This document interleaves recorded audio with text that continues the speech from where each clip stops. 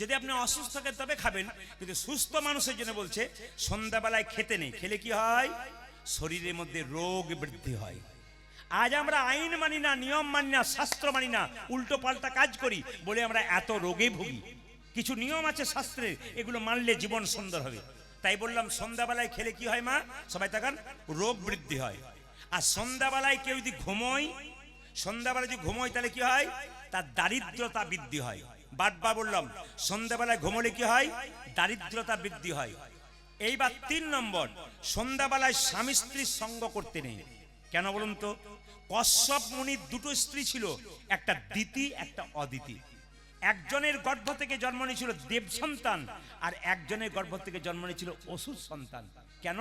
একজন সন্ধ্যাবেলায় স্বামীকে নিয়ে বিছানায় গিয়েছিল বলে অসুর সন্তানের জন্ম দিয়েছিল, আর একজন নিজে আইন নিষ্ঠা সহকারে সংসার চালনা করেছিলেন, উনি দেব সন্তানের জন্ম দিয়েছিলেন। ওই যে সংসারে থাকতে গেলে মায়েরা ভক্তি ভরে কীর্তন শুনবেন, কিছু জানতে পারবেন। দেখবেন প্রতিটি জায়গায়, আমি তো শুধুমাত্র পশ্চিমবাংলায় নাই, পশ্চিমবাংলার বিভিন্ন জেলায় জেলায় যাই, বিভিন্ন রাজ্যে রাজ্যে আমি যাই। ইতিমধ্যে আমার 5-6টা রাজ্য ঘোরা হয়ে গেল। আগামীতে দেশ বিদেশে প্রচুর চাপ আছে, কিন্তু পশ্চিমবাংলার যত রাজ্যে যাচ্ছি দেখতে পাচ্ছি মায়েদের সংখ্যা সব চাইতে বেশি। বাবারা তো আছেনই, মায়েদের সংখ্যা সবসময় কিন্তু বেশি। কেন? মায়েরা আচার বিচারগুলো জানতে পারে। যদি জানতে পারেন আপনার লাভ আছে। আসুন আমরা গৌরচন্দ্রিকা শেষ করে দেবো এই গানটি গাইতে গাইতে।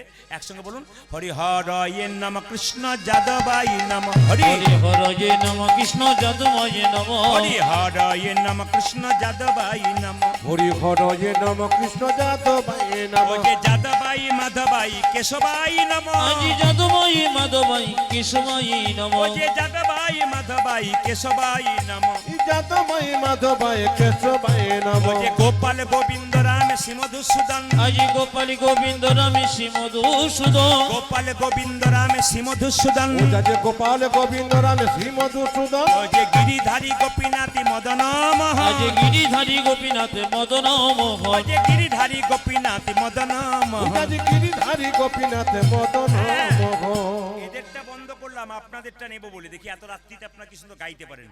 যদি গাইতে পারেন গৌর গোবিন্দে কি পাবেন? সবাই গাইতে পারবেন তো? একসঙ্গে বলুন, একসঙ্গে মায়েরা খুব জোরে জোরে বলবেন। বলুন, হরে কৃষ্ণ, জোরে, হরে কৃষ্ণ, বা কৃষ্ণ কৃষ্ণ, জোরে, হরে রাম, বা দাদা জোরে বলুন। এই ছেলেটা হারিয়ে গেছে। একটা খবর আছে, একবার দাঁড়াও বাবু, তুমি ওখানে।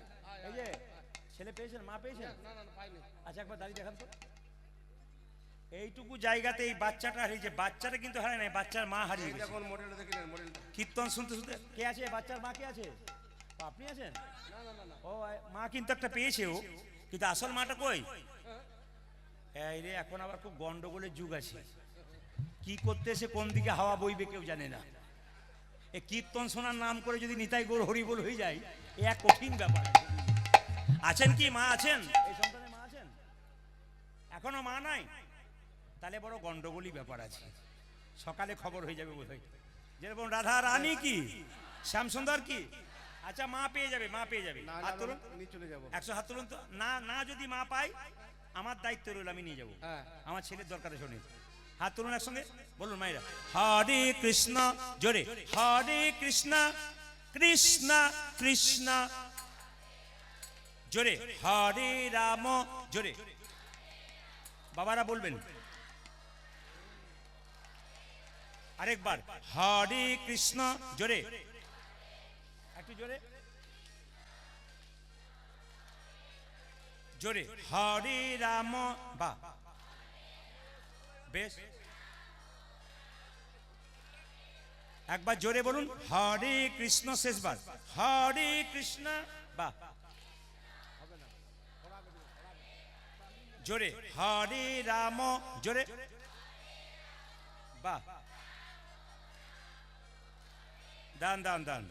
আগে কি আপনাদের কীর্তনের দলটল ছিল নাকি? দারুণ গাইছেন কিন্তু।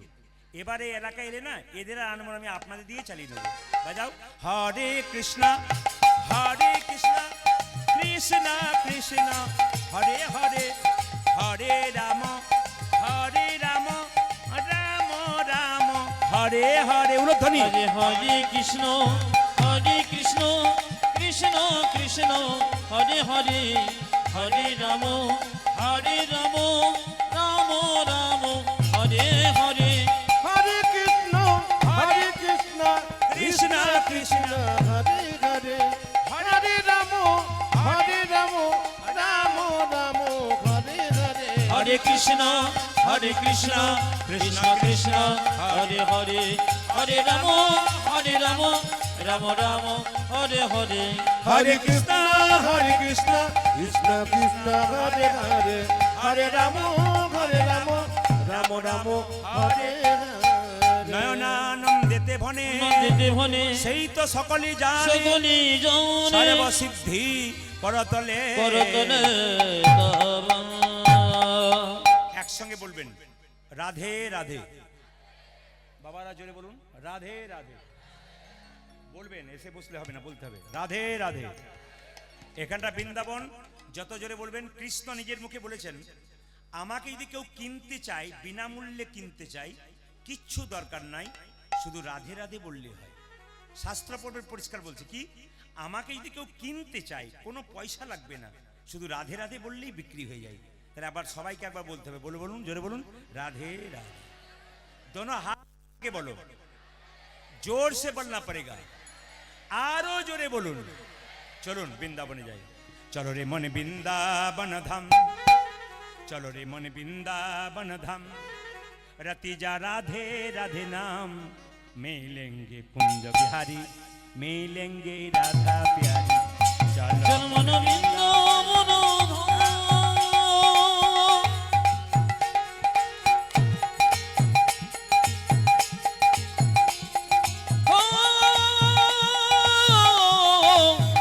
चल मन बृंदावन धाम, रति जा राधा राधा नाम, मिलेंगे कुंज बिहारी, मिलेंगी राधा प्यारी, मिलेंगी कुंज बिहारी, मिलेंगी राधा प्यारी।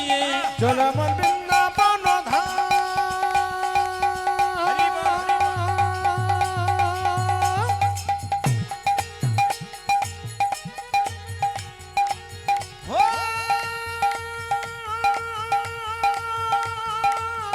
चलो मन बृंदावन धाम, नतीजा राधा राधा नाम, मिलेंगी कुंज बिहारी, मिलेंगी राधा प्यारी, मिलेंगी कुंज बिहारी, मिलेंगी राधा प्यारी।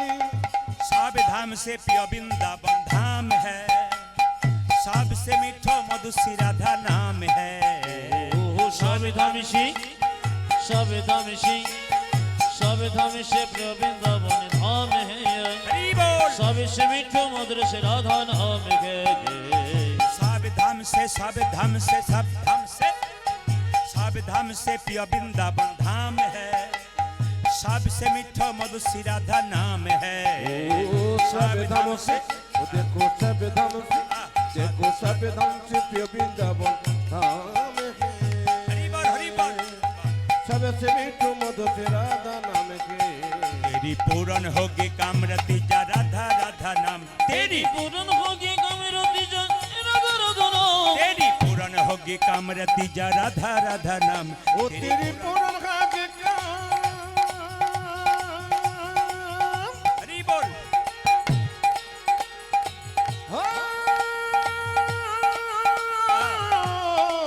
ओ तेरी पूरन खाके कामरति जा राधा राधा नाम, मिलेंगे कुंज बिहारी, मिलेंगे राधा प्यारी, मिलेंगे कुंज बिहारी, मिलेंगे राधा प्यारी।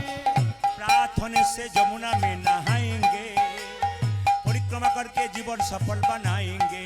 ओ प्रार्थना से जमुना में नहाएंगी, परिक्रमा करके जीवन सफल बनाएंगे। प्रार्थना से जमुना में नहाएंगे, परिक्रमा करके जीवन सफल बनाएंगे। ओ प्रार्थना से, ओ देखो प्रार्थना से, ओ देखो प्रार्थना से जमुना में नहाएंगे, हरि बोल। परिक्रमा करके जीवन सफल बनाएंगे। तेरी पूरन होगी कामरति जा राधा राधा नाम, तेरी पूरन पूरन होगी, होगी कामरति जा राधा राधा नाम, तेरी पूरन होगी कामरति जा राधा राधा नाम। ओ तेरी पूरन खाके हरि बोल। ओ तेरी पूरन खाके कामरति जा राधा राधा नाम, मिलेंगी कुंज बिहारी मिलेंगी राधा प्यारी मिलेंगी कुंज बिहारी मिलेंगी राधा ধনী মাইরা चमन वृंदावन धाम रति जन रघुरधन मिलेंगी कुंज बिहारी मिलेंगी राधा प्यारी मिलेंगी कुंज बिहारी मिलेंगी राधा प्यारी मिलेंगे कुंज बिहारी मिलेंगे राधा प्यारे সবাই বাবু হয়ে বসবেন, বাবু হয়ে বসবেন, জোরে বলুন রাধা রানী কি, একসঙ্গে বলবেন বাবা। শ্যাম সুন্দর কি, মদন মোহন কি, হরিবাসর কি, সাধুগুরু বৈষ্ণব কি, গৌর ভক্তবৃন্দ কি। আচ্ছা কিছু মনে করবেন না, এই যে আমার এখানে বাতাসা রয়েছে, এই বাতাসার একটা লাভ আছে কিন্তু। আজকে যে লীলাটি গাইব, এই বাতাসা কীর্তনের শেষে কেউ যদি নিয়ে যেতে পারেন, তার তিনটে লাভ আছে। তিনটে লাভ কি পরে বলবো। আপনারা সবাই গয়াকাশী বৃন্দাবন সব জায়গায় যান, এখানে বাবারা যারা বসে আছেন বিভিন্ন জায়গায় বেড়াতে যান। আমি আপনাদের অনুরোধ করব, আমার বাড়ি তো বীরভূম আর বর্ধমান, মানে নবদ্বীপ যদি আপনারা কেউ যান, একবার বর্ধমানের পাশেই নবদ্বীপ যদি কেউ যান, তাহলে নবদ্বীপ থেকে মাত্র 10 টাকা ভাড়া, জায়গাটার নাম শ্রীখণ্ড। ওখানে যদি কোনোদিন যান তাহলে দেখবেন গোপীনাথের মন্দির আছে। সব মন্দিরে দেখবেন ভগবানের হাতে বাঁশি আছে, কিন্তু ওখানে গেলে আশ্চর্যের ব্যাপার, ওখানে ভগবানের হাতে কোনো বাঁশি নেই। কি আছে মায়েরা? ভগবানের হাতে অর্ধেকটা পাথরের নাড়ু আছে। এরকম নাড়ু থাকলে হয়, পাথরের নাড়ু, আবার গোটা নয়, অর্ধেক। প্রচুর মানুষ যারা দেশ বিদেশে ঘুরতে যায়, তারা কিন্তু শ্রীখণ্ড একবার যাবেই। কেন? শ্রীখণ্ডের গোপীনাথকে দেখবার জন্য। এই শ্রীখণ্ডের গোপীনাথের হাতে অর্ধেকটা পাথরের নাড়ু ছিল কেন? এর কারণটা বলবো। ছোট্ট রঘুনন্দন 5 বছর বয়সে গোপীনাথকে নাড়ু খাইয়েছে। এই নাড়ু প্রসাদ নাড়ু খাইয়েছে বৃহস্পতিবার দিন। সবাই শুনবেন, রঘুনন্দন জন্ম হয়েছিল বৃহস্পতিবার, আর রঘুনন্দন নাড়ু খাইয়েছে কিন্তু বৃহস্পতিবার গোপীনাথকে শ্রীখণ্ডে। তো যদি এই প্রসাদ আপনারা কেউ নিয়ে যেতে পারেন, এদিকে এদিকে এদিকে, এই প্রসাদ যদি ভক্তি ভরে শুনে কোনো বাবা বা মা বাড়ি নিয়ে যেতে পারেন, পকেটে করে নিয়ে যাবেন দাদা ভাইরা, মায়েরা কিন্তু কাপড়ে কোণে বেঁধে নিয়ে যাবেন। এটা বিরাট লাভ আছে। কি লাভ আছে? এই প্রসাদটা পাওয়ার জন্য কাঙ্গালের মতো বহু মানুষ ছুটে আসে।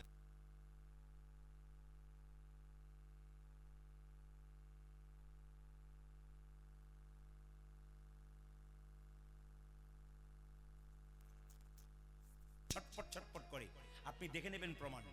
এই বাতাসাটা নিয়ে যাবেন, বৃহস্পতিবার দিন বাচ্চাকে স্নান করাবেন, স্নান করিয়ে একটুখানি বাতাসা তুলসী পত্র দিয়ে তুলসী মন্দিরে বসিয়ে জয় গোপীনাথ জয় গোপীনাথ জয় গোপীনাথ 3 বার কপালে ঠেকিয়ে তারপর বাতাসাটা বাচ্চাকে দেবেন। 1 বছরের মধ্যে দেখবেন বাচ্চা ধীরে ধীরে ধীরে ধীরে শান্ত হয়ে যাচ্ছে, বুদ্ধিমান হয়ে যাচ্ছে, স্থির হয়ে যাচ্ছে, ভালো একটা বালক হচ্ছে, যদি ভক্তি ভরে মায়েরা করতে পারে। এখানে এমন আছেন যে ঠাকুমা আছেন, নাতনি নাতির জন্য নিয়ে যেতে পারেন। এখানে মা আছেন, তারা তো নিয়ে যাবেন। এখানে যারা বাবা আছেন, যাদের বাচ্চা খুব চঞ্চল, বাড়িতে অসুস্থ আছে, নিয়ে যেতে পারেন। 2 নম্বর, বাড়িতে দেখবেন অনেক অসুস্থ আছে কিন্তু খুব দুরারোগ্য ব্যাধি নয়, কষ্ট পাচ্ছে, দেখে নেবেন আপনারা। এই প্রসাদটা নিয়ে গিয়ে তুলসী পাতা দিয়ে জয় গোপীনাথ বলে 3 বার কপালে ঠেকিয়ে যদি এই প্রসাদটা দিতে পারেন, তার অনেকটা অসুস্থতা দূর হবে। 3 নম্বর বলে দিন, যে বাড়িতে প্রায় অশান্তি লেগে আছে, সবাই তাকান, যে বাড়িতে দেখবেন প্রায় অশান্তি লেগে আছে, আপনারা সবাই দেখে নেবেন, এই বাতাসা আপনারা নিয়ে যান। এই বাতাসা নিয়ে যাবেন। এই বাতাসা নিলে কি হবে? এটাকে শ্রীখণ্ডের বাতাসা ধরতে হবে।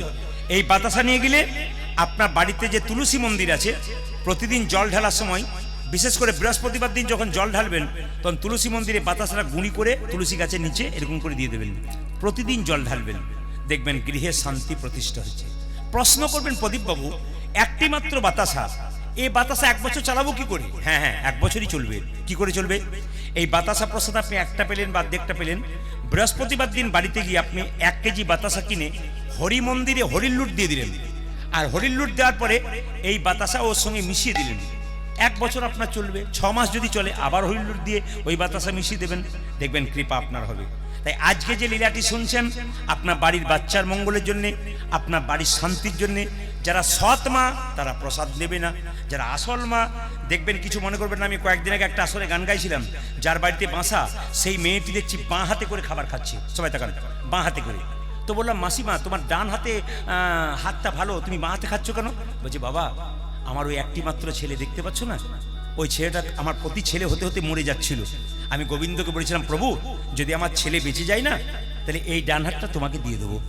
আশ্চর্যের ব্যাপার, ওই মহিলা বাঁ হাতে কোনদিন খাবার খায় না, ও বাঁ হাতে খাবার খায়, ডান হাতটা গোবিন্দ সেবাতে দিয়েছে। তাহলে একজন মা সারা জীবন হাতটাতে নিজে কিচ্ছু খাচ্ছে না, ডান হাতে সব গোবিন্দের জন্য সেবার, শুধু ভগবান সেবা, নিজে বাঁ হাতে খাচ্ছে। তাহলে একজন মা যদি সারা জীবন তার ডান হাতটা গোবিন্দকে দিতে পারে, আপনার 3 ঘন্টা কীর্তন শুনে নিজের সন্তানের মঙ্গল চাইতে পারেন না, এ কি করে হয়? এই জন্য যারা প্রকৃত মা আছেন, প্রকৃত বাবা আছেন, তারা যদি সত্যিকারে মঙ্গল চান, এমনি এমনি মঙ্গল হয় না, ছটফটানি চঞ্চল করে কোনোদিন মঙ্গল হয় না, স্থির হবেন তবে মঙ্গল হবে। দেখুন পঞ্চপাণ্ডবের দাদা যুধিষ্ঠির, উনি স্থির ব্যক্তি ছিলেন, উনি গোবিন্দ পেলেন। আর 100 ভাইয়ের দাদা দুর্যোধন, উনি চঞ্চল ছিলেন, উনি গোবিন্দ হারালেন। তাহলে এ সংসারে দেখবেন, এই তো আমরা দেখতে পাচ্ছি ডান দিকে যে ভক্তরা বসে আছেন, বাঁ দিকে 2-1 ভাই বসে আছেন, এরা কিন্তু পাকা। ওখানে বাবারা বসে আছেন, হাওয়া বাতাস ঠান্ডা আসছে, কিন্তু বসে আছেন। তার মানে কি, আমি দেখেই বুঝতে পারছি, চোখ মেলেই বুঝতে পারবো কোনগুলো কাঁচা কোনগুলো পাকা। এ তো বুঝতেই পাচ্ছি, আসর দেখলেই বুঝবো পাকা কোনগুলো কাঁচা কোনগুলো। পাকা ভক্ত কারা? এক মনে ছোঁ করে নেবার জন্য আছে। কেন? চাতক পাখি দেখবেন সব জায়গায় জল খায় না, আকাশ থেকে জল হয়, সেই জলটা খায়। যারা ভক্ত হয় তারা উল্টো পাল্টা জায়গাতে বসে না, হরিনামের আসরে বসে ভক্তি সুধা রস পান করবার জন্যে। আপনার ভক্তি সুধা রস পান করবেন, এই প্রসাদটা শেষে পাবেন, ছোট্ট রঘুনন্দন প্রসাদ খাওয়াবে, তারপরে প্রসাদটা পাবেন। তো এই আগে বলে দিই, আপনারা শ্রীখণ্ডের 2 ভাই, বড় ভাইয়ের নাম মুকুন্দ সরকার, ছোট ভাইয়ের নাম নরহরি সরকার। রঘুনন্দনের বাবার নাম হচ্ছে মুকুন্দ সরকার। এখন রঘুনন্দনের জন্ম হয়নি কিন্তু। তো মুকুন্দ সরকার, নরহরি সরকার দুজনে কি করতে জানেন? কবিরাজি চিকিৎসা করত। বড় ভাই মুকুন্দ চিকিৎসা করত, আর ছোট ভাই কম্পাউন্ডারি করত। একদিন ছোট ভাই বড় ভাইকে বলল, দাদা একবার শিবাসঙ্গনে নবদ্বীপে গেলে হয় না? দাদা বলল, কি জন্য যাবি? বলছে, মহাপ্রভুর কৃপা পাবার জন্য যাব। এখন তো বাস ট্রেন যোগাযোগ হয়ে গেছে, তখন তো হেঁটে হেঁটে যেতে হতো। বলে, এত রাস্তা যাব কি করে? ছোট ভাই বলছে, দাদা সাধুগুরু বৈষ্ণবের মুখে শুনেছি, কেউ যদি কীর্তন করতে করতে চলে যায়, তার রাস্তা নাকি অনেক খাটো হয়ে যায়। ওই জন্য বললাম, মায়েরা, রাস্তা যতই দূরেরই হোক, যদি কীর্তন করতে করতে চলে যান, রাস্তা কিন্তু আপনার অনেক খাটো হয়ে যাবে। মুকুন্দ আগে আগে যাচ্ছে, নরহরি পেছন পেছন যাচ্ছে। কোথায়? মহাপ্রভুকে দেখবার জন্য শিবাসঙ্গনে। সবাই তালি দিয়ে চলুন। কৃষ্ণ কেশব কৃষ্ণ কেশব কৃষ্ণ কেশব তাই নাম, রাম রাঘব রাম রাঘব রাম রাঘব রক্ষমাম। হরে কৃষ্ণ কৃষ্ণ কৃষ্ণ হরে হরে, হরে রাম রাম রাম হরে হরে। কৃষ্ণ কেশব কৃষ্ণ কেশব কৃষ্ণ কেশব তাই নাম, রাম রাঘব রাম রাঘব রাম রাঘব রক্ষমাম। হরে কৃষ্ণ কৃষ্ণ কৃষ্ণ হরে হরে, হরে রাম রাম রাম ও মায়েরা, হরে। এই যে প্রসাদটা আপনারা নেবেন, তার জন্য হাত ধুতে হয় না। হাত ধোয়া মানে কি? তালি দিয়ে দেবেন। তালি দিলে কি লাভ হয়? কিছু মনে করবেন না। আপনার বাড়িতে যদি কোনো একটা গাছ থাকে, সেই গাছের নিচে সন্ধ্যাবেলায় তালি দেবেন। 1 2 3, দেখবেন গাছে যত পাখি থাকবে সব পাখি উড়ে যাবে। দেহটা একটা গাছ, কিন্তু পাখি আছে। কাম ক্রোধ লোভ মোহ মদ মাশ্চর্য, এরা কীর্তন শুনতে দেয় না। কাম শরীরে, ক্রোধ মোহ মদ মাশ্চর্য, কিছু কীর্তন শুনতে যায় না। যদি বারবার হরিনামে তালি দিই না, তাহলে সব পাখিগুলো উড়ে যাবে। তাই চলুন, শিবাসঙ্গনে যাচ্ছে কে? 2 ভাই। বড় ভাইয়ের নাম কি বললাম মায়েরা? মুকুন্দ সরকার। আর ছোট ভাইয়ের নাম কি বললাম? নরহরি সরকার। দুজনে গাইতে গাইতে যাচ্ছে, কৃষ্ণ কেশব কৃষ্ণ কেশব কৃষ্ণ কেশব তাই রাম রাঘব রাম রাঘব রাম রাঘব রক্ষমাম। হরে কৃষ্ণ কৃষ্ণ কৃষ্ণ হরে হরে, হরে রাম রাম রাম হরে হরে। কৃষ্ণ কেশব কৃষ্ণ কেশব কৃষ্ণ কেশব তাহি নাম, রাম রাঘব রাম রাঘব রাম রাঘব রক্ষমাম। হরে কৃষ্ণ কৃষ্ণ কৃষ্ণ হরে হরে, হরে রাম রাম রাম হরে হরে। কৃষ্ণ কেশব কৃষ্ণ কেশব তাই নাম, রাম রাঘব রাম রাঘব রাম রাঘব রক্ষমাম। কৃষ্ণ হে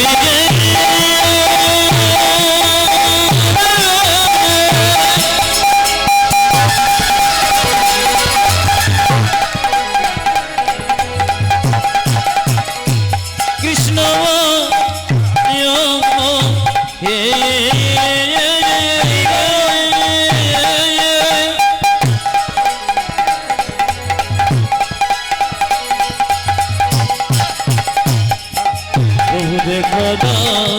রাধে রাধে।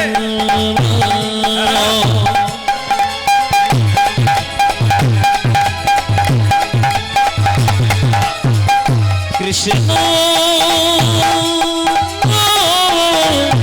কৃষ্ণ আচ্ছা, আপনারা বলবেন এইদিকে, যে গাছে ফল ধরে সেই গাছের ডালটা নিচের দিকে যায় না ওপর দিকে যায়? জোরে বলুন। উপর দিকে।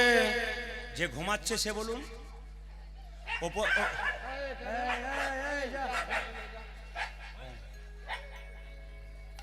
এইদিকে মাইরা দু ভাই মিলে সেবাসঙ্গনে গেছে, দাঁড়িয়ে আছে। এইদিকে তাকান, মহাপ্রভুকে দেখবার জন্য এইরকম করে দাঁড়িয়ে আছে।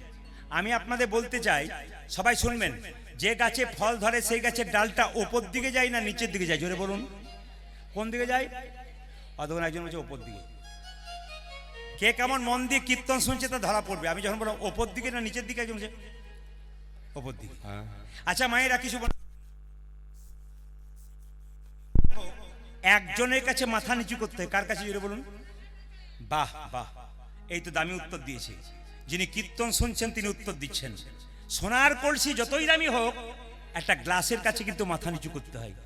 আপনি কয়েকশো কোটি টাকার মালিক হতে পারেন, যদি গোবিন্দের চরণে মতি না দেন, মৃত্যুর কাছে কিন্তু একদিন আপনাকে মাথা নিচু করতেই হবে। সবাই তাকাবেন, সবাই তাকাবেন যে যেখানে বসে আছেন। মুকুন্দার নরহরি যখন এরকম করে দাঁড়িয়ে আছে, মুকুন্দার নরহরি যখন দাঁড়িয়ে আছে, দেখুন, ভক্ত যদি কাই মনে কোনো বাঞ্ছা করে, ভগবানের সাধ্য নাই সেই বাঞ্ছা নাহি পুরে। আপনি এখানে কীর্তন শুনছেন, আপনার মনে কি ঘুরঘুর ঘুরঘুর করছে, আপনি থলি গোটাবেন না চটি গোটাবেন, সেটা আপনার মনে ঘুরঘুর করছে না। গোবিন্দের নাম শুনবেন, প্রদীপ পাল কিন্তু জানতে পারবে না। অন্তর্যামী ভগবান জানতে পাচ্ছেন এর মনে কি ঘটনা ঘটছে। তো শ্রীবাসঙ্গনে চুপচাপ দাঁড়িয়েছে মহাপ্রভু। সঙ্গে সঙ্গে শ্রীবাসকে বললো, মুকুন্দ এক কাজ করো। এই শ্রীবাসকে বলো, শ্রীবাস তুমি এক কাজ করো, দু ভাই আমাকে দেখতে এসছে, এক কাজ করো, ওদের মধ্যে যে দু ভাই, ছোট ভাইকে বলো সারা জীবন আমার সঙ্গে থাকবে, আর বড় ভাইকে বলো সে 100 জন্ম আমার কৃপা পাবে না। ও মায়েরা, ছোট ভাইকে বলছে বলো যে সে সারা জীবন আমার সঙ্গে কীর্তন করবে, আমার সঙ্গে থাকবে, আর বড় ভাইকে বলো সে 100 জন্ম কৃপা পাবে না। আচ্ছা বাবা, কিছু মনে করবেন না, এখানে দু ভাই মিলে যদি কীর্তন শুনতে আসেন, এক ভাই যদি মহাপ্রভুর কৃপা পান,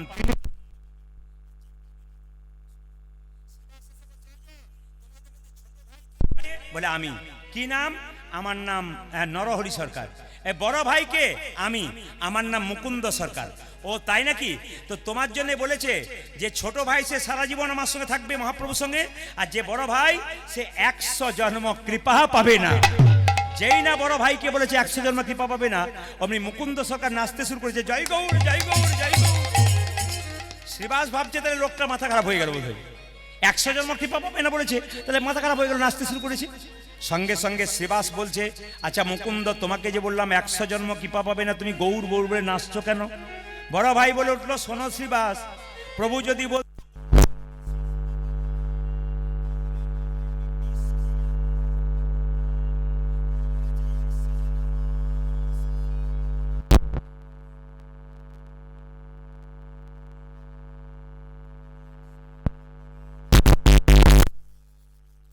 প্রভুর সঙ্গ এসো এক জন্মে প্রভু সঙ্গ পাব, এক জন্মে প্রভুর সঙ্গ পাবো। ওই 101 জন্মে প্রভুর সঙ্গ পাবো। আমি 100 জন্ম কেঁদে বেড়াবো, এক জন্মে প্রভুর সঙ্গ পাবো। আমি 100 জন্ম কিনে বেরাবো, 101 জন্মে প্রভু সঙ্গ পাব। আমি 100 জন্মকে দেবে না, 101 জন্মে প্রভু সঙ্গ পাব, 100 জন্মকে দেবে না, 101 জন্মে প্রভু সঙ্গ পাব। 101 জন্মে প্রভুর সঙ্গ পাবো। এই দিয়ে তাকাবেন, কীর্তন শুনতে এসে যদি 3 ঘন্টা কীর্তন শুনতে এসে 3 বার উঠতে হয় আর 6 বার বসতে হয়, একে শিখিয়ে দিতে হবে যে ধৈর্য যার ভগবান তার, ধৈর্য যার নাই ভগবান তার নাই। যে মেয়েরা দেখবেন খুব চঞ্চল, তরকারিতে 2 বার নুন দেয়, ঘরের লোকের কাছে গাল খায়, কিংবা সবজি কাটতে কাটতে আঙুল কেটে দেয়। যে পুরুষ দেখবেন খুব চঞ্চল, এর সংসারে উন্নতি নাই। যে পুরুষ দেখবেন খুব স্থির, খুব ঠান্ডা, তার জীবনে উন্নতি আছে। আচ্ছা বলুন তো বাবা, দেখুন কম বয়সে ছেলেরা কীর্তন শুনতে এসে 3 বার ওঠে আর বসে কেন? কোমরে ব্যথা, হাঁটু ব্যথা। আমার বাবাদেরকে দেখুন তো, এই সামনের সারিতে বসে আছেন, অনেক বাবারা মাঝখানে বসে আছেন, উপরে বসে আছেন, কত বয়স হয়ে গেছে বসে আছেন কেন? ইনাদের বসা অভ্যাস আছে, এই জায়গায় বসতে হবে। এই জন্য আমি সব জায়গাতে বলি, যেখানে ভগবানের নাম হয় সেই জায়গাতে যেখানে ভক্ত বসবে সেখানে বসবেন। কেন? ভক্ত কীর্তন শুনতে শুনতে যদি হাত দুটো তুলে দেয়, তার পাশে বসলে তোমারও হাত দুটো আপনা আপনি উঠবে।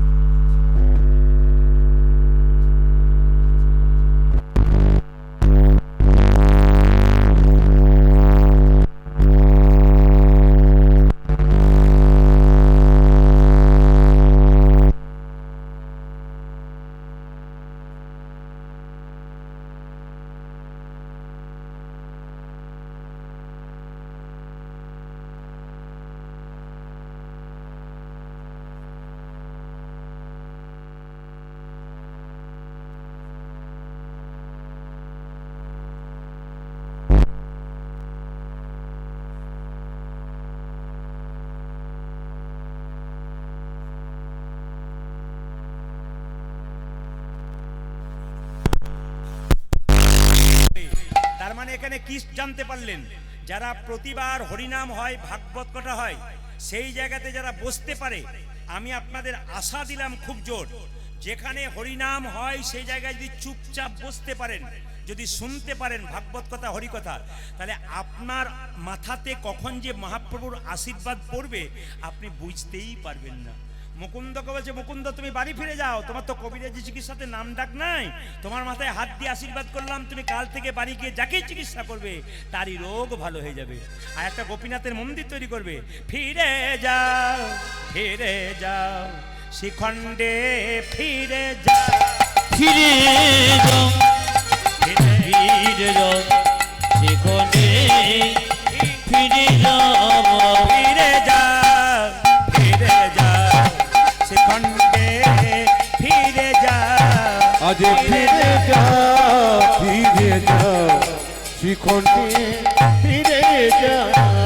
তুমি দাঁড়ে দাঁড়ে গিয়া চরণে ধরিয়া, দাঁড়ে গিয়া চরণে ধরিয়া, দাঁড়ে দাঁড়ে গিয়া চরণে ধরিয়া, আজ দাঁড়িয়ে দাঁড়িয়ে গিয়া চরণে ধরিয়া, হরির নাম বিনা, দাঁড়ে দাঁড়িয়ে গিয়া চরণে ধরিয়া, হরে নাম বিলাম।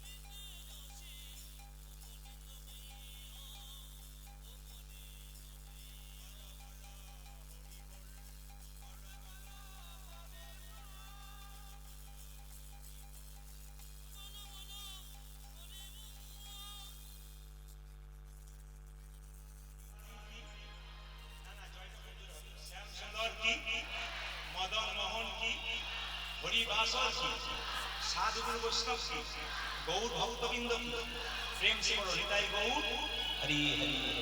আচ্ছা বাবা, বাড়িতে এসে কি করলো? একটা গোপীনাথের মন্দির তৈরি করলো। সেই দিনটা ছিল শিবরাত্রির দিন, এইদিকে সেদিনটা ছিল শিবরাত্রির দিন। আচ্ছা মায়েরা কিছু মনে করবেন না, যারা যারা কীর্তন শুনতে এসছেন হাত তুলে বলুন তো, কারা কারা শিবরাত্রি পালন করেন? শিবরাত্রি কারা কারা পালন করেন? শিব চতুর্দশী। শুধু মায়েদের হাত তুললে হবে না, আস্তে বাবাদেরও তুলতে হবে। এদিকে শিবকে দ্বাদশ বৈষ্ণবের মধ্যে পরম বৈষ্ণব হচ্ছে বাবা শিব। যদি শিবরাত্রি পালন করতে পারেন তার লাভ কি আছে একটু বলে দিই। আপনারা আপনারা যে বেলপাতা বাবা শিবকে দেন, হাত তুলে বলুন তো বেলপাতা কি কি বার তুলতে নাই? এইদিকে দিকে বেলপাতা কি কি বার তুলতে নাই? যে যেখানে বসে আছেন বেলপাতা কি কি বার তুলতে নাই জোরে বলুন। আপনারা জানেন সোমবার দিন তুলতে নাই, কীর্তনে শুনেছেন, কিন্তু আমি আপনার শিবপুরাণ থেকে পরিষ্কার করে বলে দেবো যে বেলপাতা কোন কোন দিন তুললে আপনার অপরাধ হয়ে যাচ্ছে আপনি বুঝতে পারছেন না।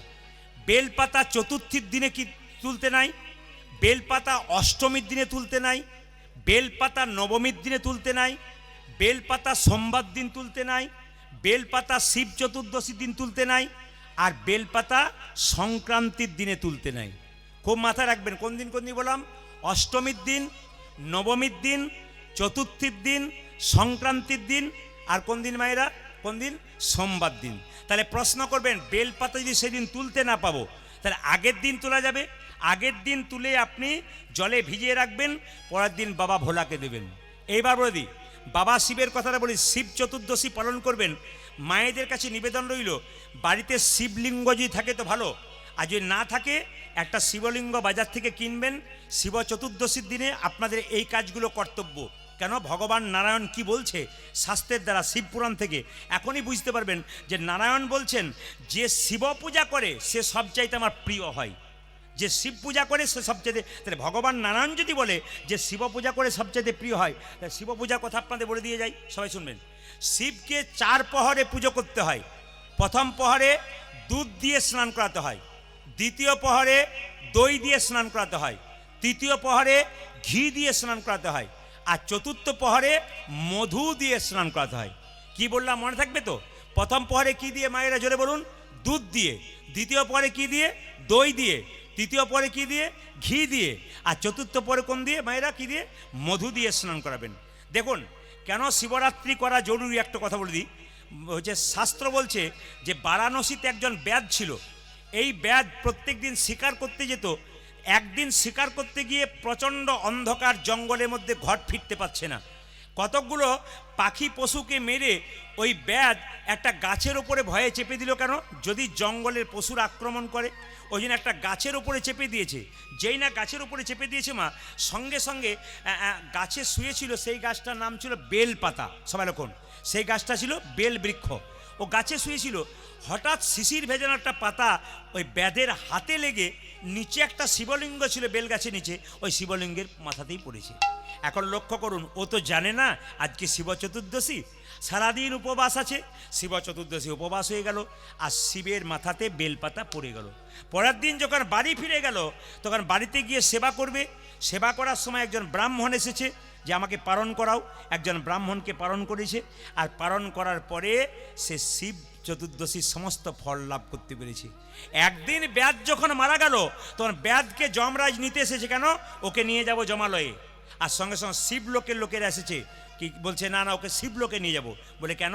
ও তো যমরাজরা বলছে ও এক কাজ করবে, ও তো প্রত্যেকদিন পশু শিকার করেছে, ও কত পশু মেরেছে, ওকে জমালয়ে নিয়ে যাব।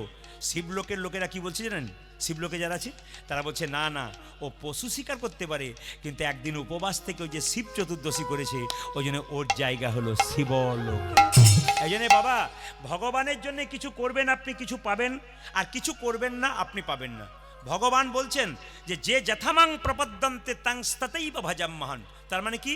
যে আমাকে যেমনভাবে ভালোবাসে আমি তাকে তেমনভাবে ভালোবাসি। আজকে হরিনাম শুনছেন মানে কি? আপনারা হরিকে ভালোবাসতে পেরেছেন বলে বসেছেন।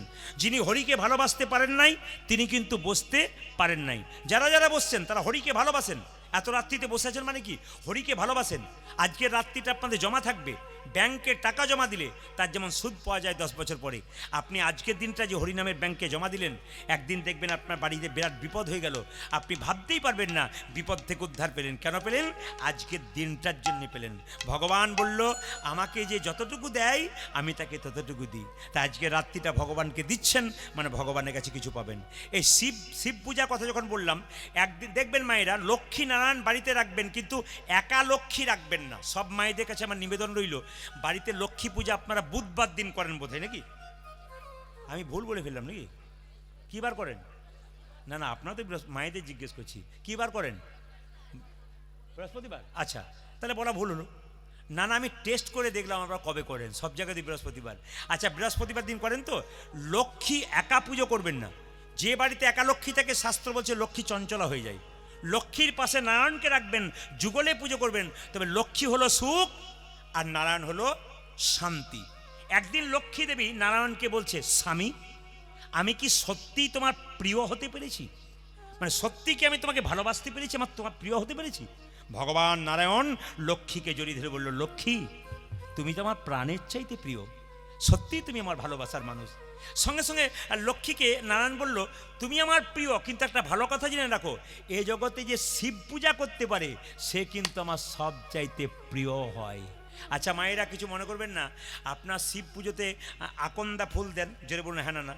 আপনার বেলপাতা দেন, কিন্তু শুনলে চমকে যাবেন যে শিব কিন্তু বেলপাতা বা আকন্দ ফুলের চাইতে একটা জিনিস সবচেয়ে বেশি পছন্দ করে, ওটা আপনাদের কারো জানা নেই। শিব কিন্তু একটা জিনিস সবচেয়ে বেশি পছন্দ করে, ওটা আপনার কেউ দেনই না। কেন? কীর্তন শুনলে দেবেন, না দিলে দেবেন না। শিব পুরাণ কি বলছে দেখুন, নারায়ণ বলছে যে শোনো লক্ষ্মী, তুমি শিব পুজো করবে? বলছে হ্যাঁ। বৈকুণ্ঠ ধামে একটা শিবলিঙ্গ তৈরি করলেন কে? সোনার শিব। কে মায়েরা? তৈরি করলেন লক্ষ্মী। মন্দির করলেন, মন্দিরে প্রতিদিন 100টা করে পদ্ম ফুল দেয়। ভগবান নারায়ণ লক্ষ্মীর কানে বললেন, তোমাকে পঞ্চমন্ত্র দিলাম, 5 অক্ষরে মন্ত্র, এই মন্ত্র দিয়ে পুজো করো, নমঃ শিবায় নমঃ শিবায় নমঃ শিবায়। মায়েরা শিবকে পুজো করতে গেলে কোনো মন্ত্রের দরকার নাই, যখনই পুজো করবেন খালি বলবেন নমঃ শিবায় নমঃ শিবায় নমঃ শিবায়, 5 অক্ষর। এটা কে বলেছে? শিবপুরাণ থেকে নারায়ণ বলছে। কাকে? লক্ষ্মীকে। এই মন্ত্র বলবে। আর শিবের সবচাইতে প্রিয় ফুল হলো, কি ফুল বললাম? পদ্ম ফুল। লক্ষ্মী প্রত্যেকদিন সরোবর থেকে 100টা করে পদ্ম ফুল তুলে আনে। ভালো করে শুনবেন, 100টা করে পদ্ম ফুল তুলে আনে আর প্রতিদিন শিবকে দেয়। 1 বছর পেরিয়ে গেছে, যখন লক্ষ্মী দেবী একদিন শিবের ধ্যান করছে, 100টা পদ্ম ফুল থালাতে রেখেছে, শিব তখন নিজ মূর্তি ধারণ করে 100টা পদ্ম ফুল থেকে 2টো পদ্ম ফুল তুলে নিয়ে চলে গেছে। লক্ষ্মী দেখতেই পায়নি। লক্ষ্মী যখন চৈতন্য ফিরেছে, মায়েরা লক্ষ্মী যখন চৈতন্য ফিরেছে, যখন তাকাচ্ছে তখন দেখছে 98টা ফুল রয়েছে, 2টো নেই কেন? তাহলে পুজো করতে করতে কিন্তু উঠতে নাই। যারা কীর্তন শুনছেন, এই যে এই যে এই যে পুজো করতে করতে কিন্তু উঠতে নাই। যে পুজো করতে করতে ওঠে তার অপরাধ হয়। লক্ষ্মী দেবী বুঝিয়ে দিলেন। লক্ষ্মী দেখলো 98টা পদ্ম ফুল আছে, তাহলে আর 2টো নেই, তাহলে এখন তো উঠতে পাবো না, আর 2টো পদ্ম ফুল কোথায় পাবো? তার মনে পড়ে গেল ভগবান বিষ্ণুর দিন বলেছিলেন, লক্ষ্মী তোমার এই বক্ষ যুগল হলো পদ্ম ফুলের মতো। লক্ষ্মীর মনে পড়ে গেল, যদি 98টা ফুল আছে, 2টো ফুল দিতে হবে, তাহলে আমার বক্ষ যুগল যদি পদ্ম ফুলের মতো হয়, তাহলে এই বক্ষ যুগল স্পর্শ করে আমি শিবকে দিলাম। শুধু তাই নয়, শুধু তাই নয়, একটা অস্ত্র নিয়ে বক্ষ যুগল কাটতে গেলেন। শিব তখন নিজ মূর্তি ধারণ করে বললেন, মা এ তুমি কি করছো? তোমার বক্ষ যুগল কেটে আমাকে দিচ্ছ? ছি না, আমি এটা চাই না। তবে শোনো, তুমি কি চাও বলো, তোমার মনের ইচ্ছা আমি পূর্ণ করব। লক্ষ্মী দেবী বললেন, বাবা ভোলানাথ, বলে কি, আমি যেন আমার স্বামীর প্রিয় হতে পারি। বলে তাহলে এক কাজ করো, তোমাকে আশীর্বাদ করলাম, তোমার দেহ থেকে তৈরি হবে শ্রী গাছ। মায়েরা বেল গাছের আরেকটা নাম হলো শ্রী গাছ। বেল ফলকে কি ফল বলা হয় জোরে বলুন বাবা? শ্রী ফল বলা হয়। বলছে তোমার যে বেল ফল হবে ওটার নাম শ্রী ফল, আর তোমার যে পাতা হবে ওটার নাম হবে শ্রী পাতা, শ্রী পাতা। আর তোমার যে বেল ফল হবে, যেমন তোমার বক্ষের সুধা এত মিষ্ট, সেরকম বেল ফলের মধ্যে সেই মিষ্টতা থাকবে, আর বেল ফলের মধ্যে 1000 গুণ থাকবে। ওই জন্য দেখবেন যারা বেল খান প্রতিনিয়ত, পাকা বেল, কাঁচা বেল, দেখবেন তাদের শরীরে অনেক রকমের রোগ দূর হয়, অনেক প্রশান্তি পাওয়া যায় ওই আশীর্বাদ থেকে। তাই আপনারা আজকে জানতে পারলেন যে শিবের সবচেয়ে প্রিয় ফুল কি। জোরে বলুন, কি বললাম? একবার জোরে বলুন। আর বলবেন না, 2-4 জন তাকাচ্ছে খালি হাঁ করে, কি যে বললো দাদা, আমি তো ঘরের কথা ভাবছিলাম, দলে দলে এসেছি। আপনার মনে কি ফুল বললাম জোরে বলুন? হ্যাঁ, মানে এরা সব জানে, চুপ করে আছে। বলুন, রাধা রানী কি, শ্যাম সুন্দর কি, মদন মোহন কি, হরিবাসর কি। মায়েরা সবাই লক্ষ্য করুন, একদিন একজন মুসলমান নবাব মুকুন্দ সরকারকে চিকিৎসা করাতে এলো। আর মুকুন্দ সরকার যখন চিকিৎসা করে দিল মায়েরা, তখন মুসলমান নবাব বললো, তোমাকে এখানে রাখবো না, আমি মালদাতে নিয়ে যাব। তবে মালদাতে নিয়ে গিয়ে কী করবে জানো? তোমার জন্য একটা গোপীনাথের মন্দির তৈরি করে দেবো, তুমি গরিবের চিকিৎসা করবে, আমার পেটের রোগ ভালো করবে, আর তুমি ওখানে গিয়ে একটু নাম কীর্তন করবে। মুসলমান মানে কি? মুসলমানের সৎ মান মানে ইমান। মুকুন্দ সরকারকে নিয়ে গেল কোথায়? মালদার গৌড়তে। বলে শোনো, তোমাকে একটা মন্দির তৈরি করে দিলাম, গোপীনাথের মন্দির, তুমি এখানে কীর্তন করো, গরিবের চিকিৎসা করো। আর মুকুন্দ সরকার কীর্তন গান গাইছে মা। আর নবাব হোসেন শাহ কী করছে? সবাই তাকান। নবাব হোসেন শাহ একটা মেয়ে তাকে পাখা করছে, তালপাতার পাখা, তার মধ্যে ময়ূরের পালক। শুনবেন ভালো করে, তালপাতার পাখা, তার মধ্যে ময়ূরের পালক। মুকুন্দ সরকার কীর্তন করছে আর নবাব দেখছে। আর নবাবকে একটা মেয়ে পাখা করছে, ওটা মনে রাখবেন। কি পাখা বললাম? তালপাতার পাখা, তার মধ্যে কিসের পালক? ময়ূরের পালক ছিল। মুকুন্দ গাইছে, কি গাইছে? রূপের কথা গাইছে। যেহেতু এরপর রাস হবে, একটা রূপের গান না গাইলে হবে না, তাই সবাই মিলে একটু করজোরে বসুন, একবার ভক্তি করে। মুকুন্দ গাইছে, আমার কানু সে বিনোদ রায় গো, আমার কানু সে বিনোদ রায়, ওই আমার কানু সে বিনোদ রায় গো, কানু সে বিনোদ রায়, আমার কানু সে বিনোদ রায় গো, আমার কানু সে বিনোদ রায়, আমার কানসে বিনোদ রায় গো, আমার কানসে বিনোদ রায়।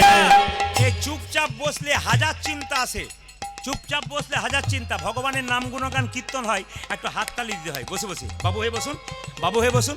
কিছু কর্মের মধ্যে থাকলে মানুষ কিচ্ছু মনে থাকবে না, আর কর্ম না করলেই দেখবেন হাজার চিন্তা মাথায় আসবে।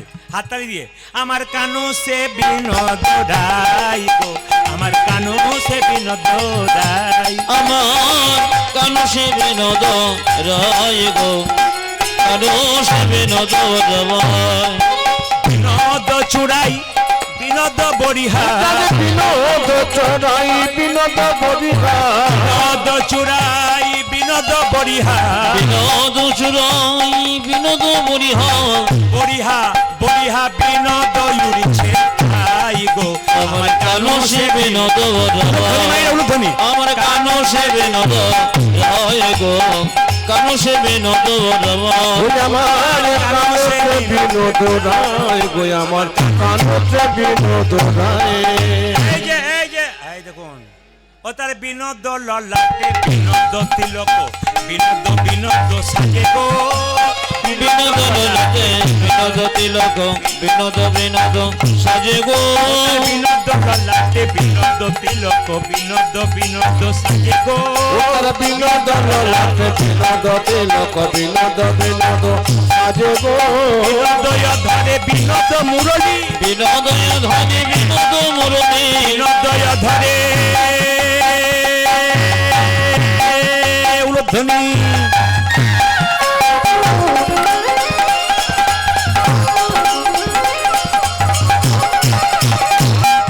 যে বিনোদয় ধরে বিনোদ মুরলী, বিনোদয় ধরে বিনোদ মুরলী, বিনোদয় ধনে বিনোদ মুরলী, বিনোদ বিনোদ বাজে গো, আমার বিনোদ বিনোদ বাজে, আমার কানু সে বিনোদ রায় গো, আমার কানু সে বিনোদ রায়, যাতে কানসে বিনোদ রায়, কানসে বিনোদ রায়।